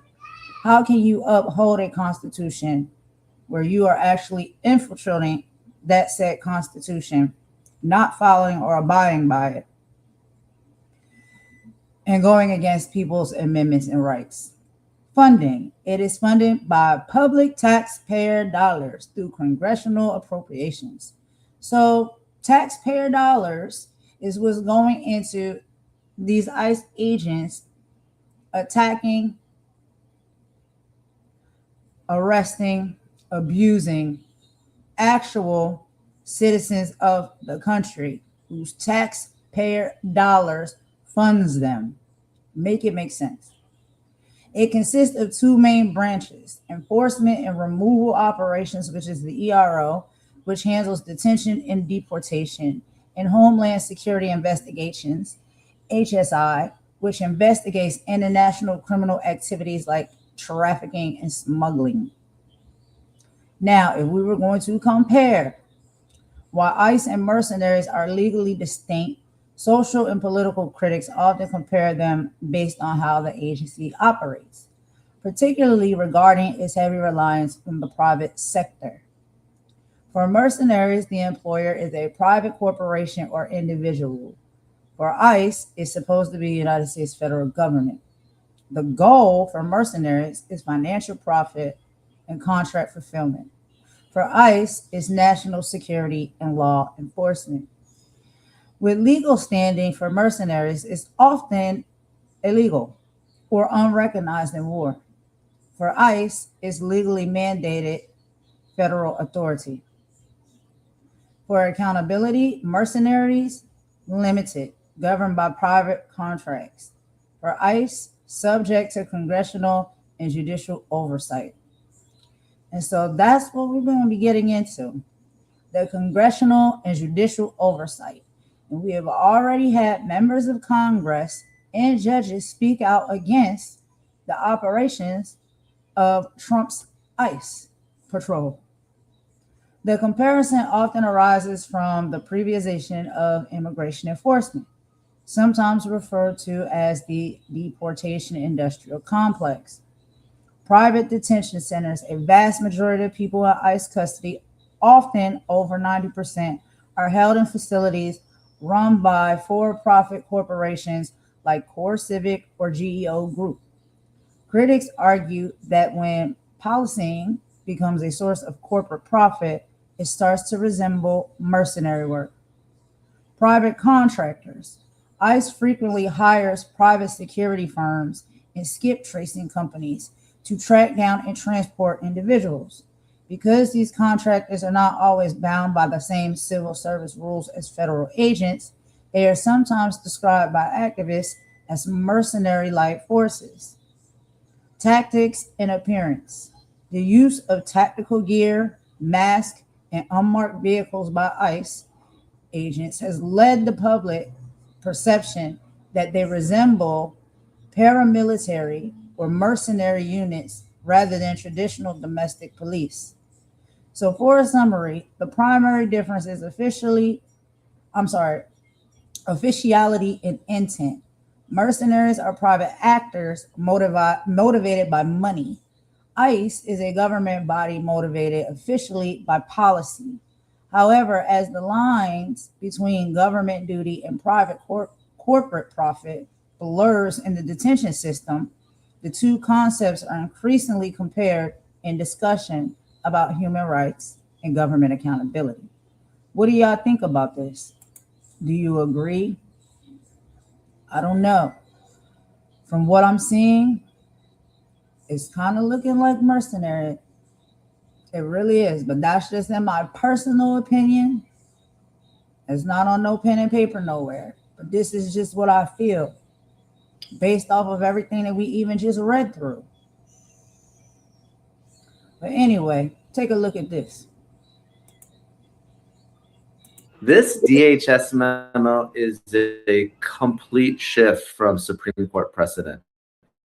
Historically, ICE or any federal agent, they can't enter one's home without a judicial warrant signed by a neutral and detached magistrate. That's what's required under the Fourth Amendment. So this would be a complete change in how these cases have been handled for decades, if not longer, in the United States. An administrative warrant provides probable cause to arrest someone in a public place. When you're talking about a private setting in one's home, that's not just an arrest, it's also a search. So the Supreme Court has made it clear that the Fourth Amendment requires not someone at ICE, but a judge to determine whether that search and arrest is appropriate.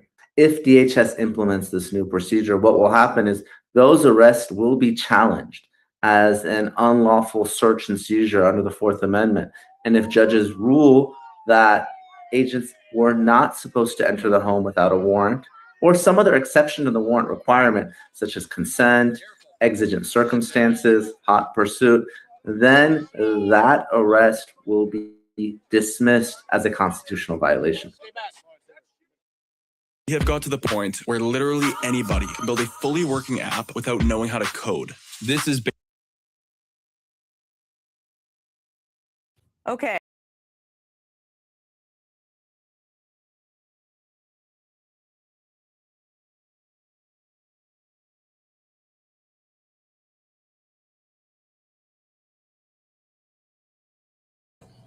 All right now. So for a follow-up from that final video of the live, y'all, this is an interview with an individual who is giving her testimony and her story of these ICE agents in Portland that have entered her home without a warrant. She is speaking up after she says immigration agents broke into her home without a warrant looking for someone who didn't even live there. Camilo Montaña Galvez reports on CBS Evening News. Let's go ahead and get into it. Let's hear her story, because this is what's happening, not just to her, but a lot of other citizens as well. And let's be clear about that part. A lot of these people are citizens. They're not immigrants.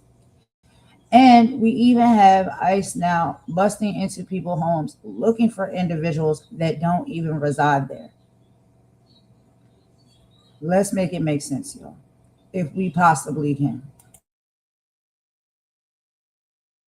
Today, a federal appeals court approved the Trump administration's request to deploy the Oregon National Guard to protect federal buildings and immigration officers. Tensions have simmered in Portland, Oregon for weeks.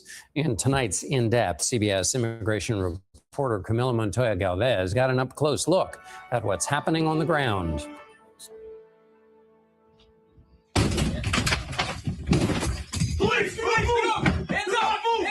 This is the moment federal immigration agents broke into Gloria Magaña's home in Portland last week. Federal agents forced their way into your home, and you're saying they did not have a warrant.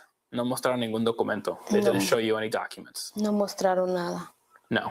Magaña got a call from her children saying agents were shouting for someone named Israel, but no one in their home goes by that name. Dije, no abran la puerta, ustedes la queden la puerta. You told your children to lock themselves inside. With guns drawn, agents broke open the door. Please identify yourself. Outside, witnesses tried asking for information. Stop watching TikTok. We don't have to identify ourselves to you. ICE has since admitted agents were looking for someone else, but they still detained Magaña's son alongside her partner, saying they're in the U.S. illegally. Your son and your partner, do they have a criminal record? No, nada, ni un ticket, ni nada. Not even a ticket, you're saying? No. Over the weekend, millions took to the streets for No Kings protests. Here in Portland, federal agents deployed tear gas to disperse a crowd that has been denouncing ICE's tactics as heavy-handed and indiscriminate. How would you address those concerns? They're not indiscriminate. Marcus Charles is the head of ICE's deportation branch. We're heading over to another target location. We spent a few hours with this team and saw them arrest a Mexican man with a manslaughter conviction. Get back! Get back! If you're illegally in the country, we're going to arrest you. What about the concern and the criticism that your tactics, your agency's tactics, have become too aggressive? We use the force necessary to effect an arrest. If people interpret that as being aggressive, so be it. Portland pastor Mark Knudsen has put up signs saying ICE agents need permission to enter his church.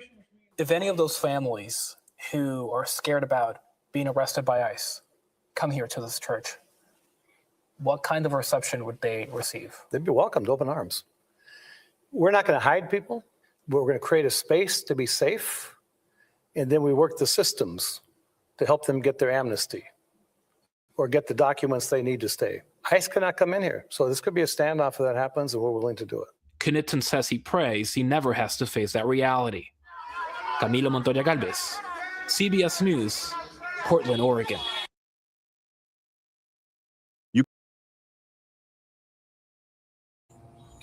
All right. So I have one bonus video that I want to show you. I know I said we want to get up out of here. I'm not too much over 2 hours, so I got enough time. It's really short. It's not that long. But I want to show this video because it ties into all of this. So this is a video that is on, TYC Sports, okay? This video is ICE agents unmasked and exposed as real criminals. And so I believe all of this ties in very seriously because when we're seeing now reports that these ICE agents can just bust into your home, they don't have to have warrants signed by a judge. They're hemming people up, harming people, beating people up, unaliving people. And then to find out that a lot of these individuals do not have actual proper identification. They are not real ICE officers. They are just regular smuggler people or criminals that can just bust up in your house. And because you are what?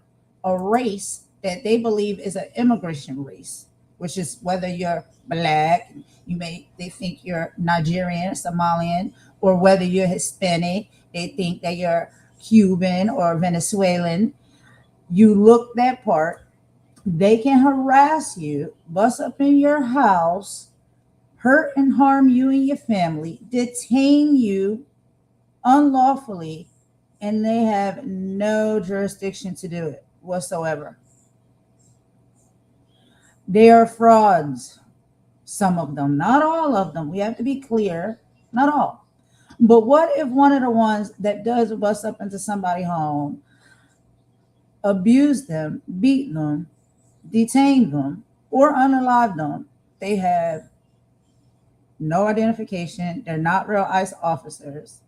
And now they're just allowed to be out there with even having legal paperwork to prove that they're supposed to be there, that they're supposed to be detaining someone, that they have the proper authority to do it. If they don't have any of those things, then what are we looking at here, y'all? What are we looking at? And should it be allowed? Take a look at this guy. And there's another one too.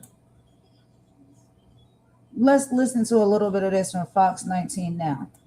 ICE agent who was arrested. He now joins a list that consists of this man, Gerardo Rodriguez, because he did this.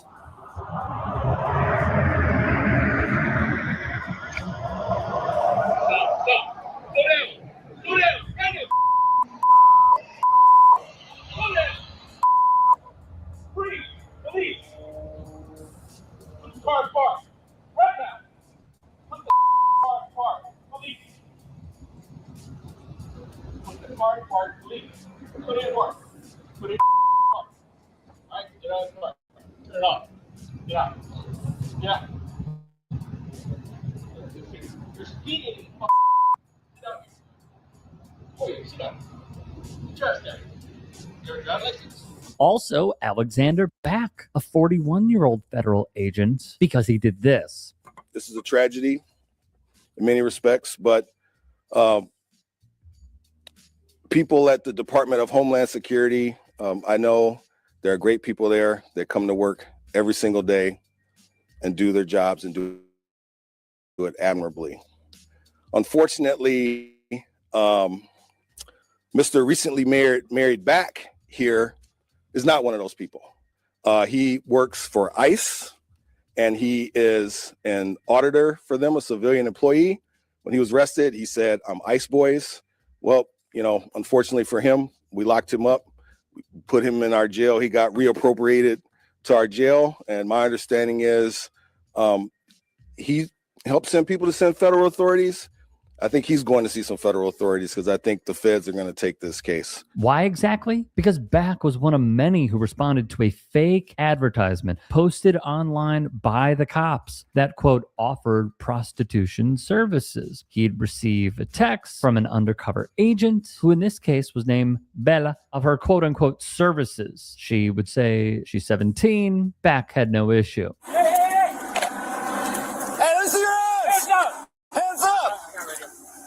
Get on the ground! Get on the ground! Get on the ground! Get on your stomach! Confirm your location. Hey, I'm gonna go hands on, right? No. Sidewalk. Don't reach for anything. On the ground. Are you guys moving? On the ground. I'm being Get on the ground. Get on the ground.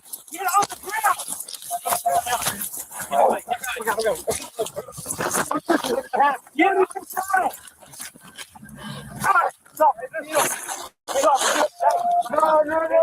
This ICE agent, identified as Isaiah Hodgson, would also be arrested. Is this supervisor or something? Do you want me to have a sergeant call him right now? Would you rather us do that? Yep, that's it. Or do you want to wait and have you call? Nope, like a supervisor call. Okay. That way it's direct. Okay. Just kill me. Isaiah, you're not a piece of I am, dude. I'm already fucked. God damn it, dude. I'm already with so much present on this. Isaiah, look, brother. Making a mistake doesn't mean you're a bad person, Okay, just No, man, I'm the person, dude. No, I'm no, the Gosh damn it. you made a mistake. No, all I right? made more than mistake, man. And It's everybody okay. just me here. Isaiah, look at me, brother. Dude, you know what the word doxed is? You made a mistake. You know what doxed is? I just made a mistake, dude. No, I'm just trying to be careful. I know. Do you know how many people are asking me over here in Los Angeles? I know. It doesn't mean no, you don't know. You know what the word said I doxed don't is? DOXXED, No, what is dude. Doxed. No, what is that? If you ever have your personal information pumped up online and on the I'm sorry to hear that. have you ever had okay? parents' information? Have you ever had people stand up at your parents' house because you're over here in Los Angeles doing everything, dude? That's the I am, dude. I'm sorry to hear that, brother, okay? No, you're not, dude. You don't care. Brother, I'm just here. I'm over here just trying to understand that. Okay. Sorry you're going through stuff. No, man, it's all right. I apologize for being such a You're not. Again, you made a mistake, and that's it. All right? Is he supervisor? He is my TL, yes. Okay. We will call him. All right? Let him know what's going on. What type of iPhone is this again? What model is it? Do you know? All right, we're going to... Hi, Guillermo. Yes, sir. Hey, man, I'm Officer Jansky. I'm with the Oak Brook Police Department. Yes, sir. How's it going today? Good. How are you? I'm all right. Trying to figure out what happened over here, really. Do you know what happened today? 100%. Okay, what happened? Got off shift. I came here. You guys have a checkpoint. This doesn't look good. Mm-hmm. That's it. I'm trying to get back to the hotel. Okay, where are you staying at? In Lombard? In Lombard? Okay. Yes, sir. Do you have insurance? Yes, sir. For the vehicle? Yes, Okay. sir. All right. Where's your insurance located? Is it on your phone? It's probably it's in the glove compartment. Okay. All right. Is it okay if I go in there and Of grab course. the insurance? Okay. Of course. All right. Where were you exactly? No, I was at work. I was at Broadview. Okay, you were at Broadview. Yes, Okay. sir. What were you doing over there at work? Working. Just you weren't hanging around after work or anything like that. You No, were no. just at work. Okay. Did you go anywhere else after work? No, sir. Okay. So you're going straight from work to your hotel, you said? Correct. Which is in Westmont? It was in Broadview. No, your hotel. In Lombard. Okay, where at in Lombard? Town Home Suites. Townhome Suites. Yes, sir. Okay. In another arrest, Guillermo Diaz Torres, a 33-year-old from Albuquerque, New Mexico, is alleged by police to have, quote, failed several field sobriety tests, including balancing, walking in a straight line, and reciting the alphabet, wrote the Chicago Tribune. As it pertains to that first individual, Samuel Saxon, he was arrested on charges of domestic violence. WCPO's Taylor Wider reported Saxon, who is 47 years of age and could pass 470, allegedly placed a woman in a chokehold, which led to injuries to her neck area per the affidavit. Furthermore, the alleged victim of Saxon's did not cooperate with police. However, what the outlet calls an independent witness who saw what went down provided a statement. Thus, Saxon was charged. But let's not forget. And I want to remind everybody, these ICE agents live in these communities. That's their homes. They have their families there. They're working to keep their own kids safe so that they can go to school, they can go to church and go to work every single day. So they're there doing God's work to protect this country and enforce the law. And these politicians, if they don't like the law, then go frickin' change it. Go change the law. That's your job, is to actually have debate, have discernment, to create a law that actually puts America first. I'm just grateful the president is focused on that. Incredible malfeasance right here from Kristi Noem. Absolutely despicable stuff. Hey, I appreciate you watching. Now, if you can, please.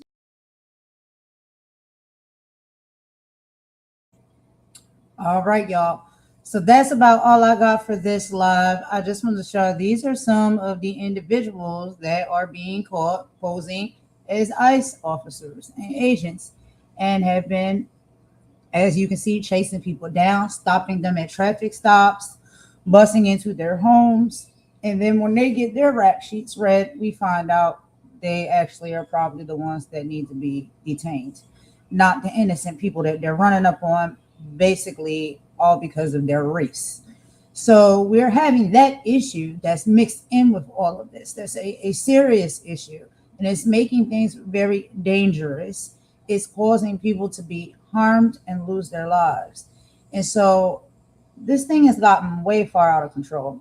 And there's so many different loopholes and ways that now actual people can come in and kind of get their licks off. This is where I talk, y'all, for whatever reason they see fit. Maybe because they're hateful, maybe because they're racist, maybe because they're holding a grudge or a gripe. We can't be sure what someone's intentions is for doing these type of things. But a lot of, under this Trump administration right now, it's not much in place to put a stop to it and actually protect the ones that are in the real true danger at the hands of some, not all, of these ICE agents. A lot of them are not who they claim to be, and they're getting away with things. They're getting to slip through the cracks and hurt and harm and unalive people. And it's getting really spooky and dangerous out here. And I think it's just going to make things more violent when it comes to our country. It's not removing violence. It's going to make more violence, because honestly, people are going to try to defend and protect themselves. I understand that that's what I would do. I'm not going to just let people pound on me and take me and my mother and my son's life and not have any proper paperwork to show why. Come for us unwarranted, and we're citizens of the country just because of what race we may be. None of this does make any sense. And so it is getting way, way, way out of hand. But anyway, y'all, this is all I got on this live. I'm going to go ahead per usual and end us out with a bop. Y'all can drop down in the comment section. Let me know what y'all think about this, any of the topics that we talked about today. How do you feel? What is your thoughts? And I will see y'all on the next live. Thank you so much for coming in and rocking and kicking it with me for a bit. But I got to go now. So I will talk to y'all on the next live. I hope everybody has a great rest of the day, whether it's morning, afternoon, evening, or night for you. I hope the rest of it is great for you. God bless you. Let's stand together and stand united. Let's stay prayed up. We will make it through this, y'all. I know it seems kind of bleak right now, but believe me, we are going to be all right. So, let me go ahead and find one of these uplifting songs to end us with. And then we'll get on up out of here. Let's see. Which one should I play for y'all? Let's try this one. All right, y'all. Everybody have a great day. Talk to you soon. Bye.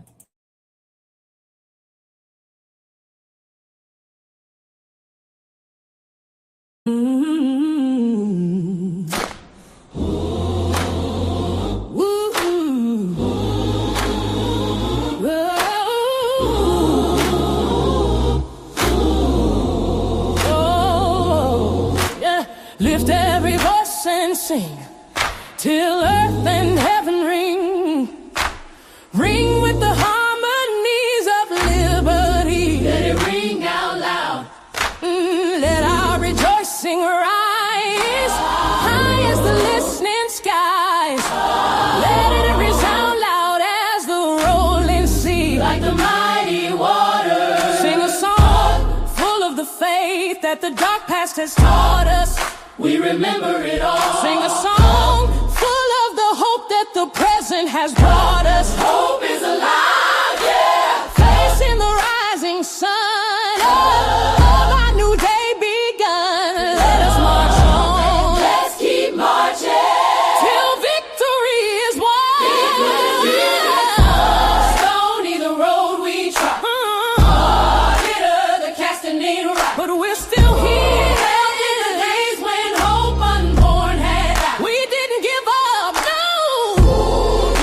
Steady beat. Hey, not a weary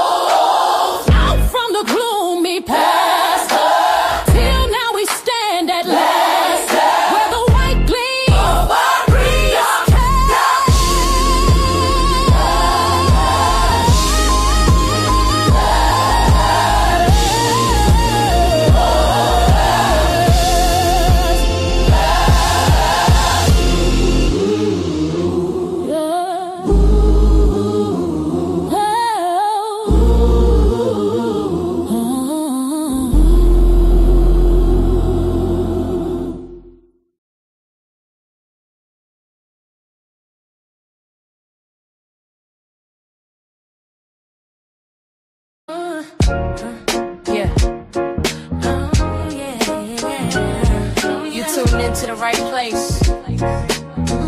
Welcome to the rain.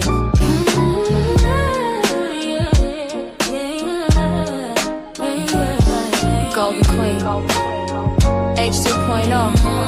Let's get it. You're looking for a diamond, found a treasure in the rough. Tired of all the noise, cause you finally had enough. I'm here to build a movement on a mission for the nation. Dropping gems of knowledge, killing all the hesitation. We fighting for the truth, yeah, we fighting for what's right. Building unity and shining up a brand new light. It's a variety channel, but the vision's crystal clear. Pushing us all forward, conquering the doubt and fear. Yo, welcome to the Queendom. H2.0 on your screen, with the content's real and smart and funny in between. This is more than just a stream, it's a platform for the change. Time to elevate the game and rearrange. So if you're ready for a vibe that you can feel and trust, joining in the movement is a definite must. This ain't just another channel talking smack behind the screen. It's a spotlight for the creators, building up of the scene, spreading radical love, that's the message in the code. Helping everybody carry up a heavy load, from social justice issues to the laughter that we need. Planting seeds of progress, watch them grow from just a seed. This is authentic, this is raw, this is everything you saw. Welcome to the battle that is truly being fought. Oh, so come with your respect and see the real effect, cause I protect my own right here on the throne. Don't make me unleash the dragon. You've been warned.